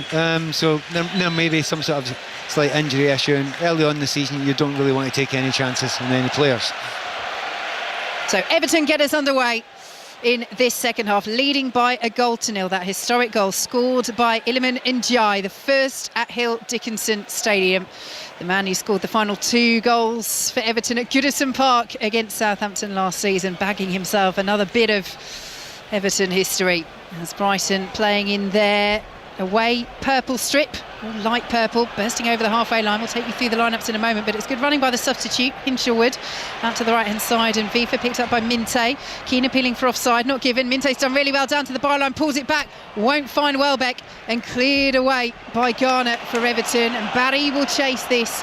Dunkers across quickly. Good challenge by the Brighton captain, sends the ball out of play for an Everton throw on halfway, but a bright start there from Brighton. Yeah, and once again it's that man Minte. You know, it's one of those ones where if he wasn't on the losing side at the current point in time, you'd say he's the man of the match, you know, because he keeps on getting the ball, and every time he seems to make something happen. This time he gets past the centre back, gets the ball to the byline and cuts it back. The fact that there's nobody there isn't his problem. That's the forwards and the midfield that's getting in there. And once again, Minte very, very sharp over on that right hand side for Brighton. So Pickford in possession for Everton. Pickford, who saved Everton right at the end of the first half. Terrible back pass from Tarkowski straight to O'Reilly in the penalty area on the angle. Pickford making a very good save indeed. Brighton in the first half also hit the woodwork twice. Van Hecker's deflected effort, and Mitoma with a super effort off the bar as the offside flag goes up against O'Reilly, and Everton have a free kick deep in their own territory. And they also saw Welbeck miss from 4 yards with a ball in from Minte that was slightly behind him, but it is one of those. It's barely believable that Brighton aren't on the score sheet as Everton prepare to take this free kick. They've played very well. They've got themselves in really good positions, and even the ones that didn't lead to chances, they've got into a very dangerous position with good football as well. Once again, Tarkowski caught a little bit there, a little bit slow moving the ball out there, and it's a real concern, a real danger to David Moyes, who looks a bit worried down there. I think he has to make sure he's not holding on to it slightly too long. A couple of ricochets don't quite come off for Everton in the end, and O'Reilly will hook the ball over that Everton back line, but it's too far ahead of Welbeck, and Tarkowski does look not once but twice this time as he plays that back pass to Pickford, who launches it over the halfway line into the slices of shade that adorn the Hill Dickinson Stadium on this near side as Everton build down the left hand side with Jack Grealish. Has Dewsbury Hall there as an option, but plays it back to Garner instead. Now Dewsbury Hall picks it up midway through the Brighton half, and out to Grealish again, who provided the assist for Njai's goal. Out on the left hand side as Everton now work it central with Irabunum, closed down by Yassin Ayari, and works it all the way back to Michael Keane, who now crosses the ball out to the right hand side. It's a brilliant ball for Njai, Everton's goal scorer, but he's well dispossessed by the Kuiper on this near side, and ball goes out of play right in front of David Moyes. Nice control from him, plays it to O'Brien, who takes the throw, and Everton work it back to Tarkowski. So Everton, for this first competitive match at Hill Dickinson Stadium, have Pickford in goal, the back four of O'Brien, Tarkowski, Keane and Garner, Irabunum and Ganagay ahead of them, with Njai, who scored Everton's first goal at this ground competitively. Dewsbury Hall and Grealish supporting Barry up top. Barry and Grealish both making their first Everton starts after arriving in the summer. Grealish on loan from Manchester City. Barry signing for 27 million from Villarreal. Did well for them last season as they finished fifth in the Liga. In fact, their highest points tally in the Spanish top flight for 17 years. He's a big part of that as it's played back by Everton to Tarkowski. Switches play out to Garner, heads it forward, looking for the run of Grealish. Cleared away by Vifa for Brighton. And in field they go. Danny Welbeck can't latch onto it though, and thumped away by Michael Keane. Up towards Njai. Does well, uses his body to shield the ball away from De Kuiper. Lays it off to Irabunum. He's done well. Goes down, wins the free kick just outside the Brighton penalty area. Good play by Tim Irabunum. Irabunum's got a real talent for that. You know, he's about 25-30 yards out there, and most players play a simple pass. But he's willing to go and almost play like a winger or a wide attacking player and just go beyond players and throw in a little dummy. He's done that 2 or 3 times, and a little bit more about him as an attacking player really helps his game. He's got a free kick here. It's maybe too far out for a shot. I mean, I know Jack Grealish is looking interested. I think he might get sent away. Dewsbury Hall, he's got an interest as well here. Still think it might be too far out. What do you think, Vicky? Yeah, what are we? We're probably about 26, 27 yards out. So it would be a special one indeed if somebody does decide to go for goal. So you've got Dewsbury Hall. Looks like Garner's there as well, and Grealish. Tarkowski obviously isn't going to take this, but is moving away. But Tarkowski's not in the penalty area. Now he's going to go into the penalty area. I mean, obviously they've set something up here because all 3 of them turned round to David Moyes to say, what should we do? Yeah, so training ground move you would think. Let's see what they've been working on. Grealish and Dewsbury Hall are the only 2 players standing over this free kick. It's just to the right of the D, about 27 yards out. Dewsbury Hall dinks it into the area. That looked as though it was headed behind. Nobody appeals for it though, so goes out for a goal kick. Do you know that's a very, very good free kick. He's put it exactly the right area you want it to be. The defenders are struggling to get a hold of it. There's no blue shirt attacking it though. So it's, you know, if you put it into that very dangerous area where the keeper can't get to it, where the defenders are struggling to get to it as well, your forwards need to be attacking. They stopped. The Everton forwards stopped. They didn't go for it. And if you've got a free kick, you don't do that. You go and ask a question, maybe even just get a corner out of it. Yeah, whisks about a millimetre over Lewis Dunk's short haircut and goes out for that goal kick to Brighton, but they've given the ball away through Matoma. He hit the bar with a quite wonderful effort in the first half, and Hecker as well with a deflected shot hitting the post. But it is Everton 1, Brighton 0. Down the right hand side come Everton. Possible offside against Barry, but the assistant keeps the flag down for now. So Barry pulls it to the edge of the area. Ganagay spreads it to the left hand side, and Jack Grealish just inside the box lays it off, and the shot is driven in. Oh, what a goal! What a fabulous hit from James Garner. He has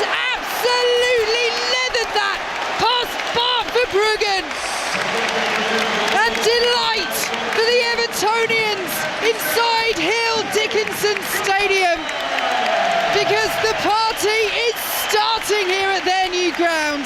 Garner's first goal for Everton since October 2023, and it comes on a historic afternoon. It's Everton 2, Brighton 0. You're not going to hit a better shot at this stadium this season. He has nailed that. To be honest, you and I both questioned whether it was offside. I've had another look for another angle. I don't think it's offside. I think he's just stayed on there. So well done, Barry. Holds the ball up there, but it comes out, and eventually comes out to Jack Grealish. Instead of panicking, he lays a perfect ball on for Garner to walk onto. He doesn't have to break stride for a second, and he nails it. And the little bit of luck that he gets is it goes through the legs of Minty. And if it goes through a defender's legs, keepers often don't get it. I don't think he would have got it anyway, and if he would have got a hand to it, probably broken his fingers. What a hit. It arrows just inside that bottom corner, and you would have heard the ooh around us as they replayed that goal.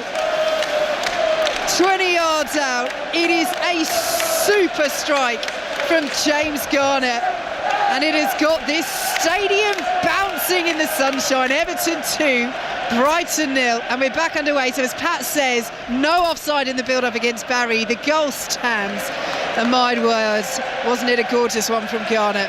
It is. We really enjoy watching it if you see it Match of the Day too, because it is laced. It is so low, but it's, as you said, it's like an arrow there. And one other little point on the line. Jack Grealish, first start, 2 assists. That's not bad, is it? If you're a wide attacking player, that's what you want to do. You score your decent number of goals if you can, but you need the assists, and that's 2 in this game so far for Grealish. Here come Brighton, looking to hit back. There will be nonplussed at how they didn't score in the first half. Can they score in this second? They've won a corner, block up the edge of the area. But it's Everton fans who are making the noise inside Hill Dickinson Stadium. Yeah, you can see them trying to get this atmosphere, you know, the panic that they had, or the fear that there was around this place when they're 1-0 up, which has been the same for Everton fans for years. They want to get rid of them. They want to enjoy it at 2-0. Do you know what? I don't think they can yet. This game is not over.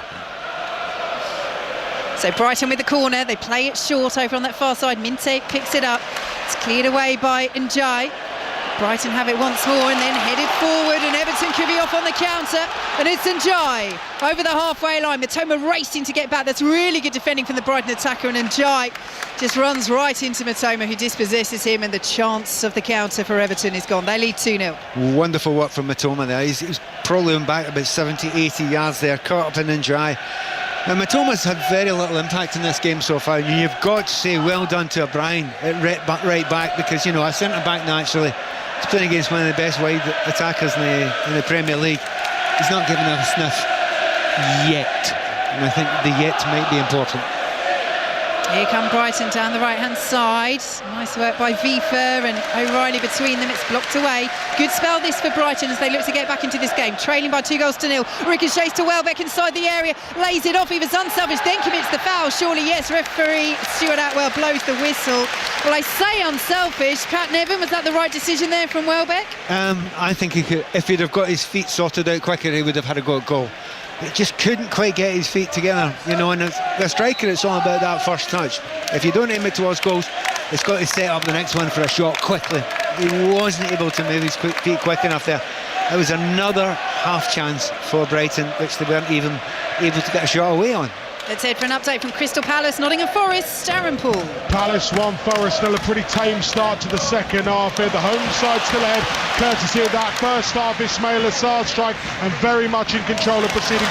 Commentary, of course, continues over on Sports Extra. Palace 1, Forest 2. Everton with the corner, good work by Jake O'Brien down the right-hand side, and again, the Everton fans are enjoying what they're seeing here. Well, interesting, Jake O'Brien had done a great piece of work before, and he's working well against Matoma. That was an overlap, maybe his first overlap of the game so far. Got to the byline, got to the range, really dangerous area, so that's one of the things that Everton have been missing. The fullbacks haven't been able to come forward in parts of the first half. Well, they're coming forward now, I think we can see. Yeah, they are very much in the ascendancy at the moment, Everton, and they've got this corner from the near side. Dewsbury Hall to swing it in. Oh, it's headed over inside the 6-yard box by Tieno Barry. What a chance for 3-0. So no goals scored here. Everton still leading 2-0, but there has been another goal at Crystal Palace. Aaron Poole. And it's an equaliser for Nottingham Forest. Long ball popped down the line and into the path of Callum Hudson-Odoi. Just question marks over whether he was offside. No, he's miles onside. He's beaten the full-back for pace, able to stand his ground and just smash the ball in at the near post. The goalkeeper arguably could have done better, but Callum Hudson-Odoi has brought things level here. It's Crystal Palace 1, Nottingham Forest 1. As Verbruggen is closed down by Barry. And Jean-Paul Van Hecker will help out his goalkeeper. Just about got enough on that clearance, Verbruggen. And Brighton, though, under real pressure from Everton. They played through it well.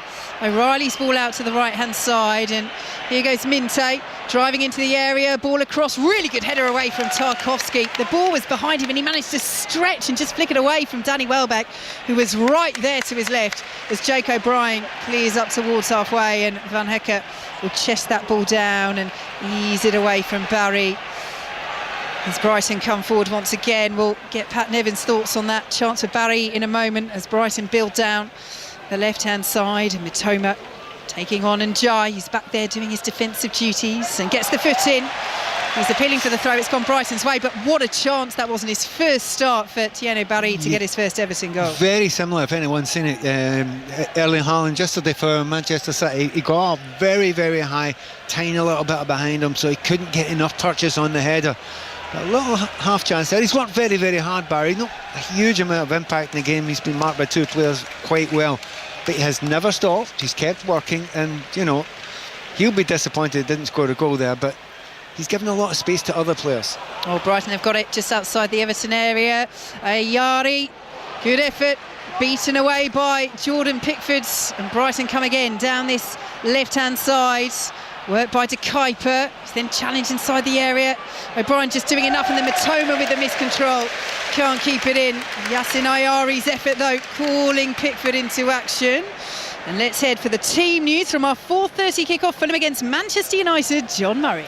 Well, 3 changes for Fulham. Muniz does start, so Jimenez on the bench. Also coming in, Castagna, and the fit again, Sessegnon, with Wilson and Cuenca also substitutes, and also Anthony Robinson is fit for a place on the bench for Fulham. For Manchester United, the news is Altay Bayinda keeps his place. Andre Onana is named as a substitute, so Manchester United make just the one change. Amad Diallo coming in for Dallo, and that means that Sesko is on the bench again, so no start yet for him. Intriguing. John Murray and Clinton Morrison will be bringing us commentary from Craven Cottage at 4:30. Jordan Pickford's just been spoken to by referee Stuart Atwell. Not too sure what that was all about, but over the halfway line it goes from Pickford. I think he's been a wee bit slow taking that goal kick there, and you know, the 8 seconds they've got when the ball's in play, but this is different. It was from a goal kick, but the referees are still going to come down quite hard on that as well. They want these games to keep on flowing, and it has to be said, this game has flowed quite well so far. I think Everton will need to make a change soon. I'm not sure Njai is going to last a great deal longer. He's put a real shift in today, but I also think he might have a little bit of a strain on his knee. Yes, he has run himself into the ground. He's got the first goal at Hill Dickinson Stadium. Garner has added a superb second as Brighton bring it into the centre of the park, and the whistle goes. Free kick to Everton midway through the Everton half, and Pickford will come forward. Yes, as Pat says quite rightly, from dead ball situations you've got the general time wasting rule. The 8 seconds is when the goalkeeper has it in their hands in play, but if he takes too long, Pickford, he can still be penalised for general time wasting, but this time plays it quite quickly out to this right hand side and receives the ball back outside the penalty area. Clears on over the halfway line. Everton 2, Brighton 0 here on 5 Live and BBC Sounds, as Barry won't reach that all the way through for Verbruggen. Let's head for an update from the golf, the British Masters. Ian Carter. Fine response from Alex Noren to falling 2 shots behind. He's birdied the 10th and now the 11th. So joint leaders Noren and Nikolai Højgaard. Højgaard's twin brother Rasmus Højgaard closing in on a Ryder Cup debut. He's just parred the 17th at 8 under. He's in a share of 13th place, 1 hole away from claiming an automatic qualifying spot.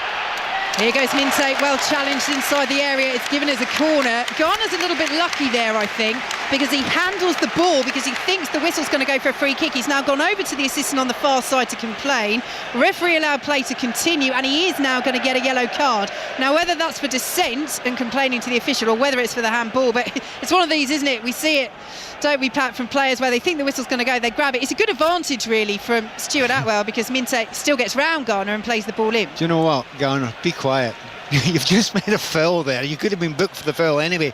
Get out of the way, don't cause any more trouble. But he thought he had been fouled, but still under massive pressure from Minte, but hasn't quite broken through yet.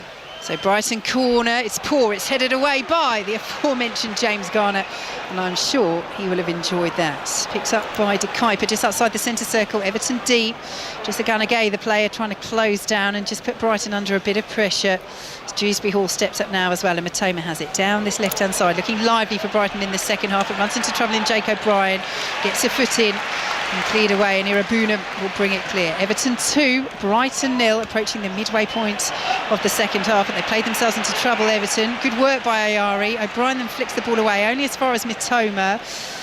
And they lose it. Irabunam with a good interception, but he needs some help there. He's got two players on him, and that's what the Everton fans in front of us are saying. The whistle's gone. They've got a free kick there, Everton.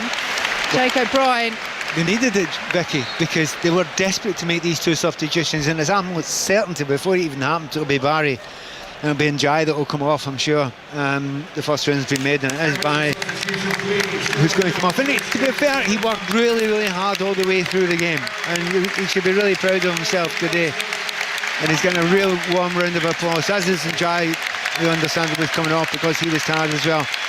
And the fact that you've got Alcaraz coming on, that's a lift for Everton. So a little bit of strength. They have got strength and depth, middle to front, Everton. It's the other areas that the pitch they've got a problem. Yes, Beto and Alcaraz on Barry and Njai off. Njai again writing his name into the history books here at Everton. The last man to score at Goodison Park with that brace against Southampton back in May. Became the first to score at their new stadium, Hill Dickinson Stadium, midway through the first half. 24 minutes to be precise. Grealish with the assist, and Grealish again getting the assist for Garner's goal, but Garner has to take all the credit for that strike. Absolutely superb in the second half. 20 yards out, hit it first time, arrowed into the bottom corner, just past Bart Verbruggen. Outstanding goal, his first for Everton for nearly 2 years, and it has so far been a very good afternoon for Everton at their new stadium. I have to say though, Brighton really could have scored 4 goals in the first half, as they have it at the back. Let's head for an update from Rugby League Super League. Matt Newsom. Yeah, Wigan 6, Wakefield 0, striking first. The Warriors, it's Bevan French back at the side, threaded the perfect grubber. Adam Kieran ran onto it, touchdown, kicked the conversion. It's Wigan 6, Wakefield 0. Thanks very much, Matt, as Jake O'Brien heads the ball back to Jordan Pickford. Just a word, Pat, on Barry's full debut for Everton. Came off the bench in their opener against Leeds, but this is first start for the club. Yeah, it does look as if he has to fill out a little bit for the Premier League and be a little bit stronger, but you know, it's a tough environment to come into. And the fact that he kept on running, what he does is he stretches the back line, and if you stretch the back line and you've got 3 players coming on behind you, it wasn't Njai, Dewsbury Hall and Grealish, you create space for them. I loved playing behind a centre forward who would make that sort of run, who would always stretch the defence a little bit. He may not get the ball, but I tell you what, it makes your job a lot easier as an attacker. He's got a chance to run here. Oh, he's done brilliantly. Left-hand side of the area. Angle was so tight. Has he won the corner? Stuart Atwell is going to give the goal kick. Well, the angle just disappeared for Beto, but he did so well to get past Van Hecker on that left-hand side and cut into the box, and looking to make an impact from the bench. Yeah, and the changes that have been made now, no surprise that they're going to have to do something slightly different because it hasn't been working for them. And certainly De Kuyper, I think he's going to be coming off because he's on a yellow card as well, so that's going to not a surprise, that one. But you know, they want to keep on creating the chances. They've created plenty. They've got down left and right, particularly the right-hand side. They just need somebody to finish it off for them. Yeah, so as Pat says, De Kuyper is off, along with Yassin Ayari, who's had a shot saved by Pickford in this second half, and Kadioglu and Gomez are on. as Brighton look to get back into this game. They trail by 2-0 midway points of the second half. Fulham against Manchester United coming up from Craven Cottage at 4:30. It's 1-1 between Crystal Palace and Nottingham Forest. That's over on 5 Sports Extra. There's Jordan Pickford in the sunshine, away to our left, picks up possession for Everton. Out to the right-hand side, and James Tarkowski cuts in field nicely away from Danny Welbeck. Then crossfield pass, looking for that run of Dewsbury Hall. It's picked up on the left-hand side by Grealish, appealing for a handball, not given, but Dewsbury Hall has it. And Everton will pick it up with Idrissa Gana Gueye. Back from Dewsbury Hall, and now Everton in possession in the centre circle with Irabunam, Pat Nevin. Yep, it's a bit seat of the pants for Everton, let's be honest about it. They're on the edge a lot of the time, and these fans are on the edge of their seats a lot of the time because there have been so many opportunities and good positions for Brighton. But you will say that Everton have fought at least as well as Brighton, but they've had to so far. But Brighton are carrying no luck. Really nice quick passing move from Brighton. Sees them pick it up on this left-hand side with Kadioglu. Turkey international back to Mitoma. Now picked up by Gomez. Ball into the area. Really good delivery. Michael Keane got his head on it. Might fall to O'Reilly. Pickford comes and claims on the edge of the 6-yard box. Everton 2, Brighton 0. Yeah, really like Kadioglu as a player. Really enjoyable player. Always wants to get forward from that kind of left full-back area. So a good player to see in the Premier League, getting a lot of games, hopefully, as time goes on, because he is, yes, he's a left-back, but boy, is he an exciting one. Well, Jordan Pickford has bowled the ball out of play because Irabunam has gone down with cramp inside the Everton penalty area, and Pickford is one of the players walking over to the technical area to maybe get a drink, although he then just drifts back into the centre of the pitch as the Everton fans began to sing his name around us. Yeah. And let's head back to the Super League. Matt Newsom. Yeah, well, Bevan French is channeling his own Jack Grealish this afternoon. 2 kicks, 2 tries. This one he picked up himself. It bounced off the post pad, so Wigan lead Wakefield by 12 points to 0. Thanks very much, Matt. Yes, Jack Grealish with 2 assists today for Everton on his first Everton start. Is he showing, Pat, that sort of class that Everton signed him for? I did laugh when David Moyes was asked about his debut against Leeds and, you know, what can Jack bring, and he said, well, I thought the glimpse was okay. We'd, you know, like to see more of that in a very David Moyes understated way, but there's no denying what Grealish can do and what he can bring. It's been such a difficult couple of seasons for him at Manchester City, but you think of the season before that where he was just so good. You know, it's an odd thing to say, but sometimes if you're a player, you need to play in a team that's almost a breaking team, because the space opens up easier for you. I mean, Aston Villa, Jack Grealish, they were under pressure at a time. I don't think they were as successful a team as they were now, but they played a lot of the time on the break, so he'd get the ball when he did get it in the final third or driving into the area. There was a gap behind that he could go and find players who could work with that space. You go to Manchester City, none. Absolutely none. You're basically up against a wall or a bunch of walls every single time. He's turned up here today. He's probably got a lot more space in this game than he's had for many, many games in his time at Manchester City. Well, it's more than cramp for Tim Irabunam. The medical staff have been on. They have treated him. And Dwight McNeil is going to replace Tim Irabunam. So, a bit of a reshuffle. You would think in midfield, but a chance for Dwight McNeil to get his first minutes of the season. Just the 5 goals for him in 23 appearances last season. All competitions, did get 8 assists as well. That's what he still brings to this Everton side, even if he's not quite getting the numbers of goals. But well, one of the things you have to do, you have to change system. You're absolutely spot on. So, you know, McNeil will go in as yet another 10 because they've got loads of them. Everton just now. And quite simply, you get Dewsbury Hall to go a little bit further back. Dewsbury Hall can play that position. He's comfortable in that area. It's not his favourite, but he can do it perfectly well. Kadioglu allows the ball to bounce. McNeil puts the pressure on, and Kadioglu, under that pressure, clears out for a throw. As we say, just 23 appearances for him last season. He did miss half of the season with a knee injury, but they need double figures in the Premier League. Somebody needs to get that for Everton this season. No player has done that for them in the Premier League since Richarlison back in 21-22, and it is simply playing with fire to have those sort of numbers consistently time and time again. They've scored twice here today. They are getting the Hill Dickinson era off 2, it looks like, with 19 minutes to play. A good start, but let's not forget Brighton have hit the woodwork twice in this game. They've missed from 4 yards. They've seen Pickford save brilliantly from O'Reilly when Tarkowski played him clean through on goal. As Garner clears away. Very Brighton throw uncertain. over on the far side. He was very uncertain there. And again, that's because he's a right footer playing over on the left-hand side there. So uncomfortable with Minter flying behind him. But if in doubt, they often say, hit it to the back row of the stand. Well, good luck in this place, you'd never reach it. It's huge, this place. Pickford has it and clears up over the halfway line. As we look right, and there is that huge banked stand. Just under 53,000 this ground holds compared to Goodison Park's over 39,000. As we look away to our right, it is similar in terms of the new stadiums to that big banked stand that Tottenham have at the Tottenham Hotspur Stadium. It is as steep as it can be within regulations, pretty much to the 0.99. Yeah, and it makes a difference. And when you're out in the football field, it makes a difference as well. I mean, 50,000 in a stadium that's banked well sounds louder than 100,000 in one that isn't banked well. So it will really help the players. Here come Brighton.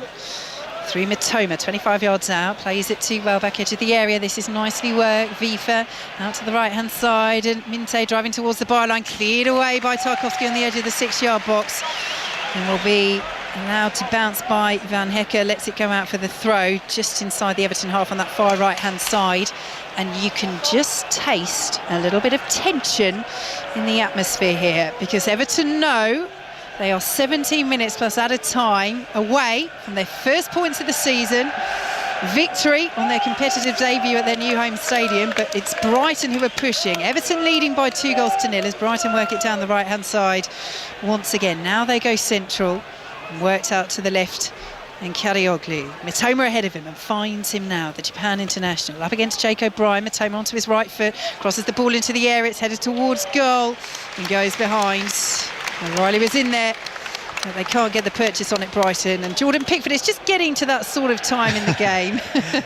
There's a few ironic cheers from the Brighton fans. The ball is dead, but a ball rolled back onto the pitch has trickled into the Everton goal. Pickford throws that away and gets ready to take this goal kick. But Pat never did. He's just getting to that time where Jordan Pickford, who has already been warned by referee Stuart Atwell, is going to take as long as he can legally over these goal kicks. He knows every single trick in the book, Jordan Pickford, and he's very, very good at them. But he's also been very good today. I'm happy you mentioned just after half-time, we were talking about the big chance that they missed 1-on-1 and Pickford saved it. And I kind of glossed over it. You didn't. It was a brilliant save. And he had to get out there quickly. In fact, it was better than that. It was a brilliant double save. So well done, Jordan Pickford, there for doing that. Yeah, big moment. Big chance for Brighton as Mitoma plays the ball in. Oh, it fizzes across the 6-yard box. Comes to Minto. Oh, was that a handball? Stuart Atwell has given the penalty. Dewsbury Hall was in there. He's now protesting. VAR will have a look, but Brighton on field have been awarded a penalty. And they've got a chance to get back into it against Everton here. And as we say, we wait for VAR.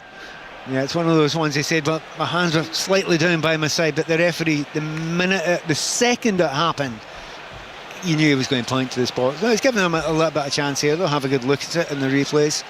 And it's one of those ones that it needs to be a very obvious mistake. And was the hand... Well, that's a penalty kick. He's not going to change that one. Full stop. I don't know why there's any complaint. Well, Dewsbury Hall is still saying his hand is up. It's hinged up by the elbow.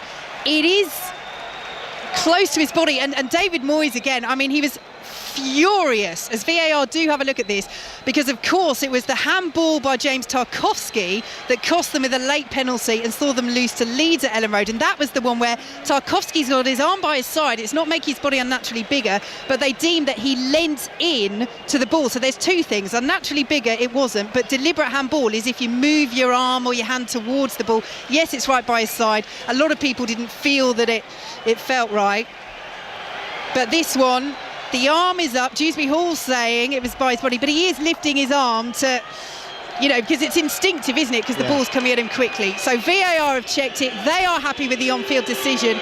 And Danny Welbeck places the ball on the spot. So for the first away goal at Everton's new stadium, Danny Welbeck has this penalty for Brighton. Can he score it? Can he get them back in the game? Can he make this a very nervy last 13 and a half minutes for Everton. It's Welbeck. Deep breath, relaxes the shoulders, up against Jordan Pickford, and Pickford saves it. It's tame from Welbeck, and Pickford goes the right way and gathers the ball as well. Well, sometimes when your luck's in, your luck's in. Sometimes when it's a special occasion, it's a special occasion. And this new era for Everton continues to go just fine. Continues to go very nicely indeed. And they continue to lead Brighton by 2-0. I mean, you make your own luck sometimes in this game, but you cannot argue. I mean, it was not a good penalty at all. In fact, a very, very poor penalty. Welbeck seemed to take an awful long time over it. And what a lift that'll give the Everton players just now, because had they gone, 2-1 there, all the feeling would have gone towards Brighton, and they would have suddenly felt much more tired. Right now, it's given those Everton players an extra 5-10 minutes lifting their legs. They're dancing all around us, they're jumping up and down, and that tension that had been building just gets its relief and then comes back immediately as Everton give the ball away midway through the Brighton half. They're not daring to let themselves believe yet, the Everton fans. Not fully, not completely, not yet. Do you know, about this time last year, was the 31st of August, I think it was, Everton were 2-0 up with a minute or two to go against Bournemouth, and they lost 3-2. No one in this stadium is taking anything for granted, even though there's only 12 minutes left. And extra time after that, injury time after that. Yeah, you're so right, Pat. They did it against Villa as well. Last season, 2-0 up at Villa, lost 3-2, but it was so late, wasn't it, against Bournemouth at Goodison Park. From an Everton perspective, they'll hope that they're putting that out of their minds right now. They've got a free kick a third of the way inside the Brighton half. They lead 2-0, 11 minutes plus out of time to play. Yeah, those are deep scars for Everton fans. As they take the free kick short, here is Grealish, urged to shoot, 30 yards out, lays it off to the left-hand side instead, appeals for handball inside the area, Minter then belatedly puts his arms behind his back outside the box. And then did he bring down Dewsbury Hall? Yes, he did. And Dewsbury Hall now is waving, sitting on the floor, waving to those Everton fans down by that corner flag to raise the noise once again. Do you know what? Hall, who gave away the penalty, saved from Jordan Pickford as Danny Welbeck's effort was tame, and that's where Everton still lead by 2-0. Pat Nevin. Sorry, do you know, that's what a stadium does when it's loud and noisy and big. That was probably not a free kick, but they reacted so loudly, the referee thought, must do something here. And Everton needed to slow it down. They needed to kill it in the corner a little bit, because there are a lot of very, very tired Evertonians out there. So free kick to be whipped in, cleared away at that near post by Brighton and headed out of play for an Everton throw midway through the Brighton half. 10 minutes to play. Coming up at 4:30, it's Fulham against Manchester United. Full commentary with John Murray and Clinton Morrison, and commentary continuing of Crystal Palace 1-1 with Nottingham Forest over on 5 Sports Extra into the final 10 minutes there, as well as Brighton win possession from that Everton throw. We have the ball over on this left-hand side with Karioglu. As again, it does just feel like the party is beginning to start here inside Hill Dickinson Stadium. They still have 9.5 minutes plus out of time to play Everton, to see this out, to get their first points of the season, to get a victory on their competitive debut at this stunning, super new stadium. Out to the left-hand side, go Brighton, and Gomez now in field to Hinshelwood. Out to the right-hand side he goes, and Minter forced that handball from Dewsbury Hall. Led to the penalty that Welbeck has seen saved, which keeps it at 2-0 here on 5 Live and BBC Sounds, as Matoma picks it up, left-hand side of the penalty area. He's kept out of the box for now. Hinshelwood pulls it to the edge of the box, but it's well anticipated by Dewsbury Hall, but then poorly given away.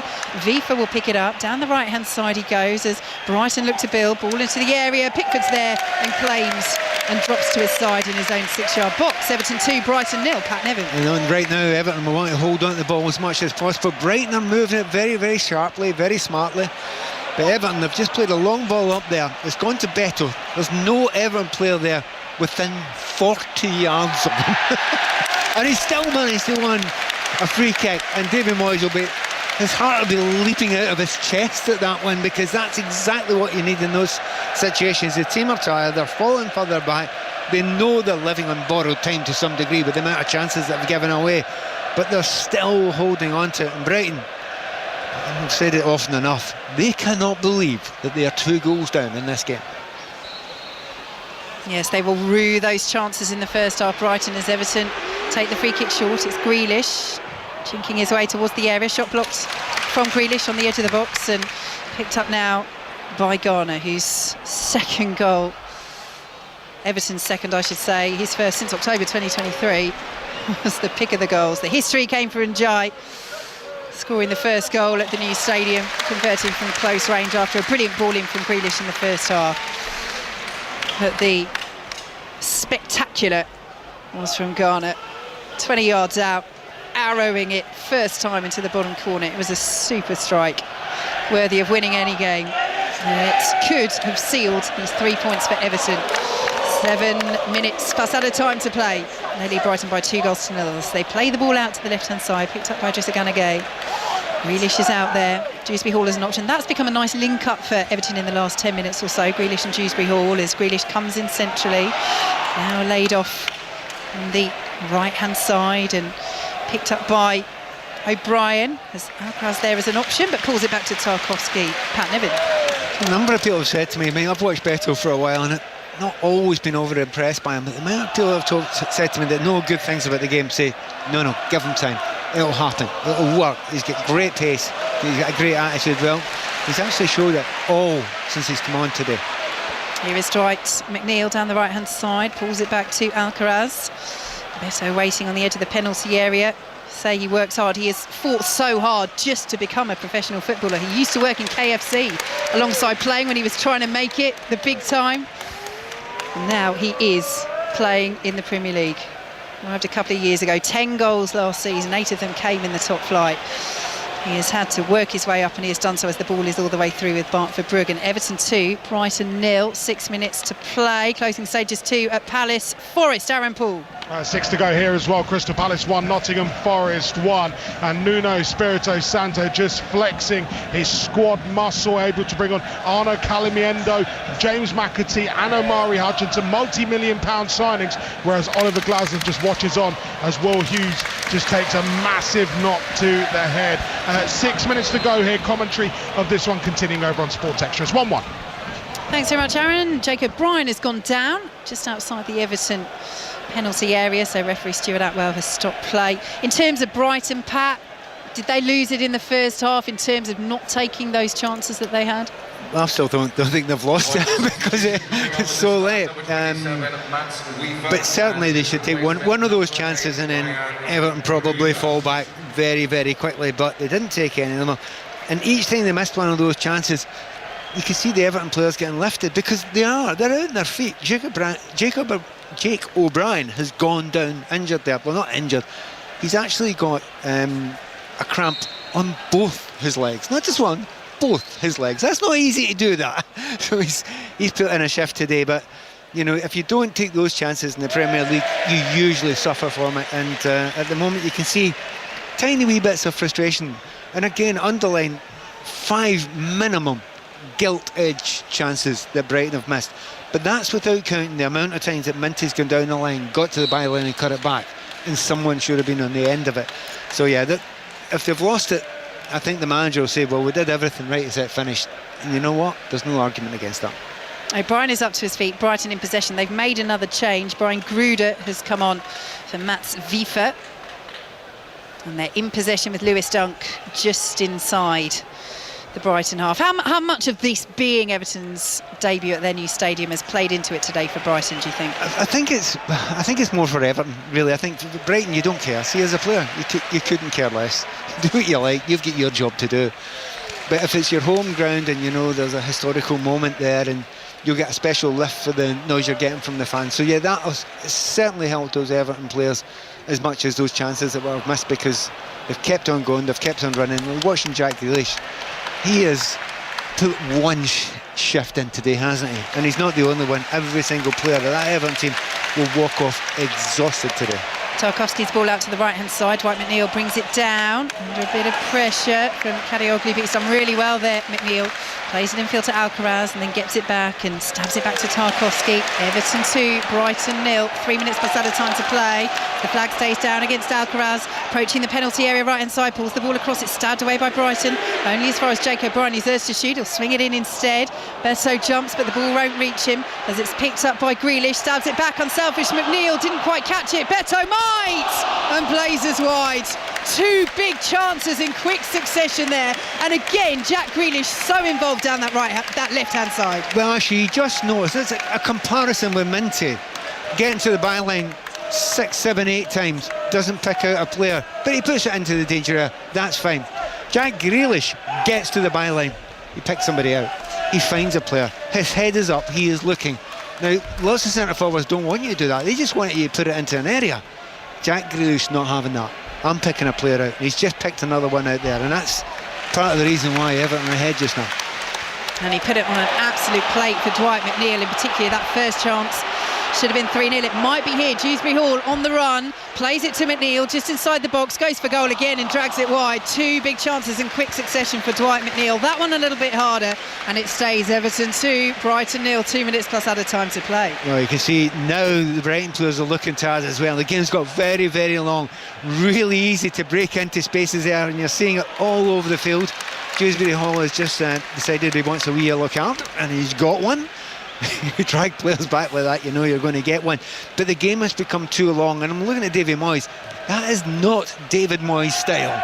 He wants to kill this game off, but I don't think he believes in the defence that he's got out there just now is able to do that, so the game is still stretched. Yeah, they are missing bodies, and Brighton are coming down the right-hand side. Brighton who've seen a late penalty saved. Welbeck's effort poor, saved by Pickford. That keeps it at Everton 2, Brighton 0 here on 5 Live and BBC Sounds. Everton under pressure down by their own corner flag. They are in possession, and Grealish has done really well there. He's played it off his opponent, says the assistant on that near side. Brighton aren't happy with that, but it's been given as an Everton goal kick. Half-time in the Super League, Matt Newson. Yeah, Wigan 18 at Wakefield 2, and the returning Bevan French has had his fingerprints all over this one, or should that be footprints, because it was a kick for Adam Kieran. He then converted his own score off a kick that bounced off the post, and then it was his little flick which gave Liam Farrell the chance to put Zach Eckersley over, and Max Jowett kicking a penalty goal for Wakefield just before the siren. Half-time, Wigan 18, Wakefield 2. Thanks, Matt. Well, Jack Grealish is having a bit of a laugh there with Kari Matoma because he's tried to kick it at Matoma. Matoma has lifted up his leg. If it's done anything, it's brushed his laces barely. And you can see why Brighton feel on first viewing that should have been a corner, and Jack Grealish's expression towards Matoma perhaps suggests that he knew he got away with one. Yeah, he definitely got away with one. Everton once again a wee bit lucky there. Not the first time we've said that today, but what was interesting about that position, where was Jack Grealish? He was right there, back, helping cover his defender Garner, who's getting put under a little bit of pressure again. You've got to say that about Jack today. There have been important times when he's had to work back, get on his own byline, give Garner a little bit of a break, and he's done it a few times. He really has shone on his first Everton start, and he's done well again as Garner Gate plays the ball into the area, won't reach Beto, gathered by Verbruggen. 7 minutes of added time at Hill Dickinson Stadium. Everton 2, Brighton 0. They are edging closer, but Brighton are still enjoying the bulk of possession. If they can get a goal back, then it becomes very interesting. It will become very, very worrying for those Everton fans, and you just get a feeling between now and the end of the game there will be one chance. I'm not sure who it will be, because at the moment I'm very impressed with the way that Beto is breaking there, but they've changed it around a little bit. Matoma's gone right, Minty left. And Van Hecker has gone up top, the big centre half. He's now playing as a centre forward as Brighton try and get back into this game.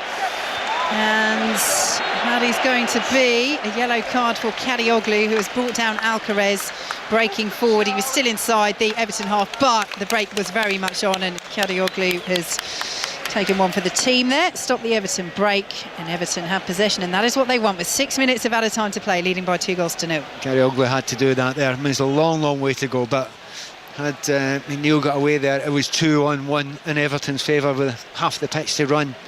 So through gritted teeth, one has to admit that was a good free kick to give away. So I don't like professional fouls, that's why I'm doing it. So free kick to Everton. this is interesting. I want to come back to you on Van Hekke, but let's see how this Everton attack plays out. Header from O'Brien towards the area, cleared away by Brighton all the way back with Verbruggen, and Everton will retreat and hold on to this 2-goal lead. Brighton have got a massive squad. There are several senior players that haven't made the matchday squad because they just can't fit them all in, but we're into the final few minutes and they've got their centre half playing up top, which just seems slightly remarkable, as Brighton might get a chance inside the area here. It was Gruder who came breaking through. It's gone behind. It looks as though it's going to be a corner, but Stuart Atwell is giving himself a little bit of thinking time here, because Gruder is still down. He's rolling around as though he's been caught. It's actually gone out for a goal kick, but Brighton wants a penalty, so it's been given as a goal kick, it looks like, to Everton. VAR, of course, will have a look. It's a high boot by Garner right on the edge of the area. To be fair, it looks as though it's outside, and then Michael Keane it was who makes the challenge inside the area.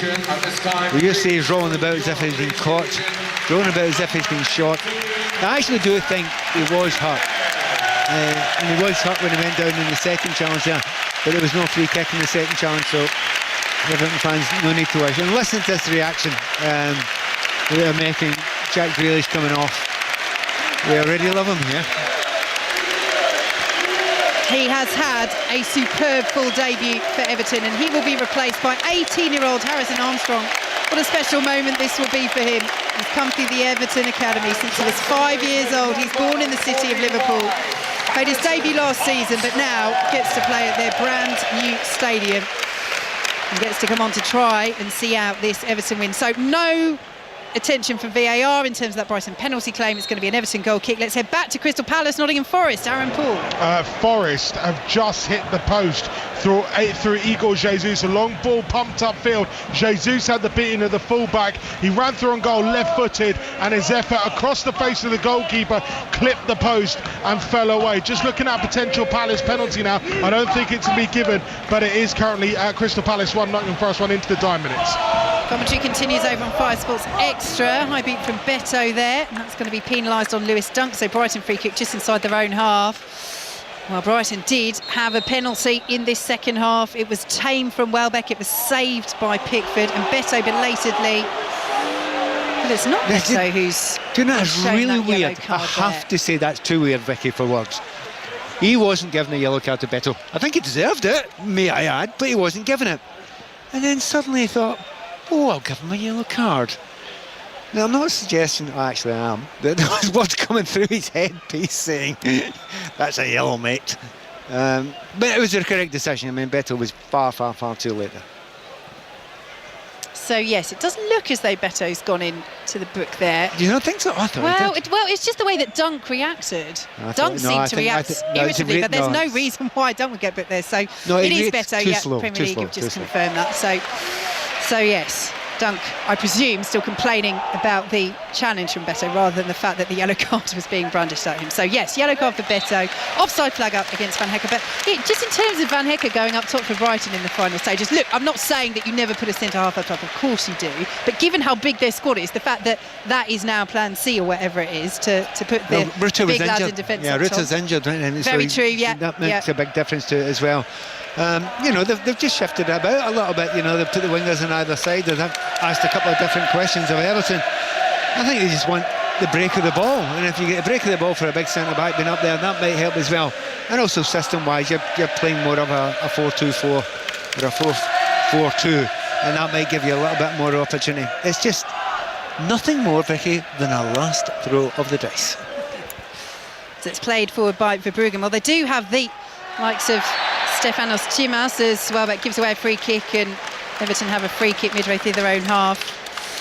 The Greek youngsters, Tsimas, and also the player you mentioned before the game as well, Kostoulas, they're not involved yet because essentially Fabian Herzler wants to basically get them up to speed in the Premier League. So, but it's those sort of decisions, isn't it? You know, they're around, they're in the squad, they are Greece under-21 internationals, they're youngsters. Yes, you don't want to throw them in too soon, but in this sort of environment, is it worth possibly, and to be fair as well, they are both coming back from long-term injuries too. So there's a lot of considerations in terms of fitness, but you just wonder whether he might just push up that introduction a little bit more to have the option to bring them on from the bench. He might do, but Brighton have got such a brilliant history of introducing players, slowly but surely getting them better than selling them on for a huge amount of money.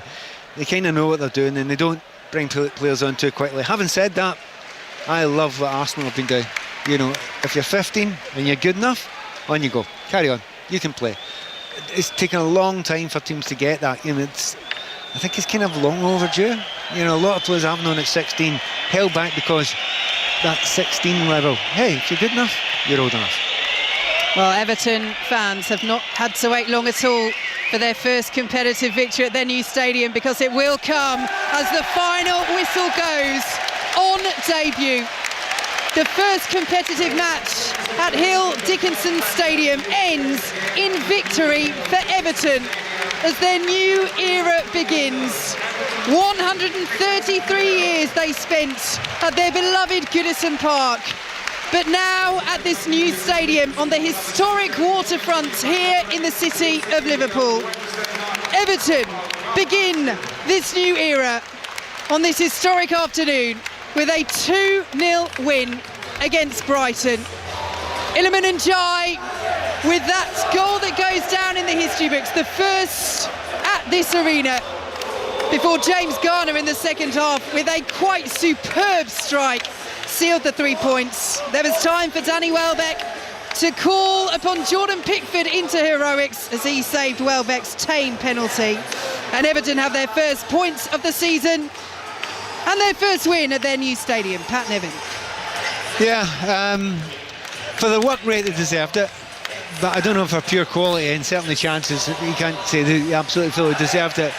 But football's got a habit of giving stories when it needs to. When Everton left Goodison, they got that 2-0 win, and it was imperative for Evertonians to get that. They needed a good start here in this new stadium. They've got it. They've got a 2-0 win, so they can try and build on that as well. By this team next week, I suspect they're going to have 3 or 4 new players in, so you won't have exhausted players. They're crawling off the pitch like they are just about right now. But it was an entertaining game. David Moyes would have learned a lot about his team today, but the biggest thing he would have learned is they need to rely completely on luck all the time, and a little bit better quality. And see, for Brighton, don't worry, there's quality there. Created chances. They won't make that many chances in a game and not score again this season. That's a promise. Yeah, hit the woodwork twice in the first half. Welbeck missed from 4 yards, and O'Reilly played in on goal by Tarkowski's shocking back pass. Drew a brilliant save from Pickford. They had their chances, Brighton. But it very much is Everton's day as the blue flags wave around us. The Hill Dickinson Stadium era is up and running. And it's up and running with a 2-0 win for David Moyes and Everton.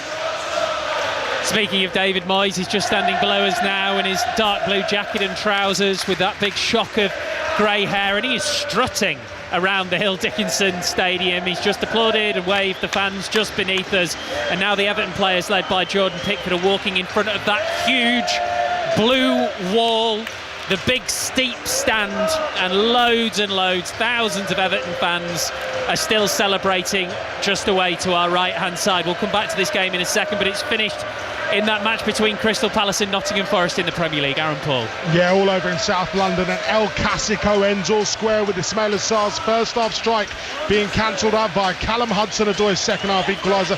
Palace dominated the first half. Matt Sells was excellent in the Forest goal, but the second half was largely forgettable, bar Igor Jesus hitting the post and added on time. But it's all about the next week for both of these clubs, Steve. Palace need a busy week in terms of incomings. For Forest, the question is, will Nuno be in the dugout when West Ham visit the City Ground a week today? That, of course, is a game you can hear live on the 5 Live network. A goal and a point apiece here. It's finished Crystal Palace 1, Nottingham Forest 1. David Moyes and the Everton players are on a right tour of the new stadium now, so we've got Pat Nevin and Julian Laurent both with us. And listen, Jules, he will know, as Pat has just said, that there's a parallel universe where they lose this game. Actually, just before Julian gets shut off, it wasn't his fault. The microphone was just off. By the way, just before we carry on there, did you catch that line about El Clasico? El Casico. Yeah, it's a that's good one. brilliant. Anyone who doesn't know, listening out there, obviously within the game, and Vicky underlined it there, it is court of arbitration for sport, isn't it? He was talking about. Right, yeah. Well done, Aaron. Good line. Jules, we've got your mic work. Yeah, no, I was just about to say, for Everton, they worked hard, Grealish showed his talent and the quality in a team that lacks a little bit of technical quality, of course. But for Brighton, we said at half-time how they did not score in the first half. How do they end up again not scoring in the second half? Their expected goal is 2.5 last week against Fulham at home. They missed chances too. Again today, they had no striker on the bench because apart from Welbeck, Ruter and Kosulas, who we mentioned with Pat before the game, are injured. You end up playing Van Hecker as your number 9, as your second striker for the last 10 or 15 minutes of the game. It's just not good enough, and you're not going to go far. You're not going to improve if you can't score those chances. Pat, you said David Moyes will have learned a lot about his team today. What do you think he will have learned then? Right, number one, you need more strength and depth. They were basically running on fumes for the last 15-20 minutes. A couple of other things. Jacob Ryan, he's a very good centre-half. I like him, and I think he's improving all the time. He kept Matoma utterly silent today as a right fullback. He's a special player, and in time, if you have him and Branthwaite together, that's a special partnership that could be going forward. Garner, work rate was unbelievable, absolutely amazing. But he's not a left back. He get done every single time by Minter. But the big thing that he's learned today is, look, he's got a team that's willing to go and fight for him. Davy Moyes' teams will always do that. See, if you don't fight for Davy, you'll not be playing for him. But he needs a little bit more than he's actually got there. I loved that he got Beto, and Beto come on as well. So all around he's got quality, he's up front, he's got adaptability with those front three players that he's got. Dewsbury Hall working alongside Jack Grealish and working alongside Njai, and of course you've got Alcaraz to add for that as well. That area's fine, and if you get somebody who can naturally score in front of it, it's fine. It's just too many ifs in those sentences for me. Yeah. So you need 3 or 4 more players. You really need it. And Jules, just for Brighton, I mean, one team can bring on Beto, and I know, I'm not saying he's a world-class striker or whatever, but he's good backup. The other team don't have one because Ruter's injured, so they end up putting Van Hecker up top. Yeah, which is disappointing. I know this is the Pep playbook at Barcelona with Piqué. We saw Amorim doing it with Maguire at times with success last season at United. This is not how you want to play, and especially here, you end up hoofing the ball on Van Hecker when you've got Tarkowski and Keane winning every header because this is what they're good at. So I think it was even counterproductive to put Van Hecker there. It disturbed the way Brighton were playing because Brighton played well with the ball. It's just they could not finish their chances, but they moved that ball well. We talked about the fluidity in that first half, at half-time. They're a good team. It's just they need somebody, and Welbeck was not that guy today. The penalty miss, the chance in the first half to score those chances. The other thing I was mentioned during the game, which is very, very noticeable, and people forget about it, it's a very simple technical thing. It's when a wide player gets the ball. Some wide players ping it into the middle. That's all they do. Ping it into the middle, and it's up to your centre forward to get there, right? And how many centre forwards I played with, don't look, put it there. If I miss it, it's my problem, right? But I didn't like that. I thought, no, find them, and I was always looking for somebody, and I think that's quite often the right thing to do. Jack Grealish always looks. Yeah. He always try and find somebody. He always sees it, the play. And there was a moment Esteval did it the other day against West Ham. Gets there, his eyes are up, he's looking, and Jack Grealish, that's where his quality is just a step above some other players that can do other things that he can't. He's always looking for a pass, not just a zip. Everton fans love a tricky winger like Jack Grealish, evidenced by the fact that Pat has done an incredible job in the last couple of minutes of talking to us and at the same time being involved in fist bumps and selfies with about 30 Everton fans beneath us. Pat, brilliant stuff. Thank you very much. Thank you, Vicky. Great stuff. It's a pleasure. Pat Nevin and Vicky Sparks here in the Hill Dickinson Stadium. Julian Laron is with us until 4:30 when we'll be underway in the match between Fulham and Manchester United. So we'll be at Craven Cottage and zoning in on that game very shortly.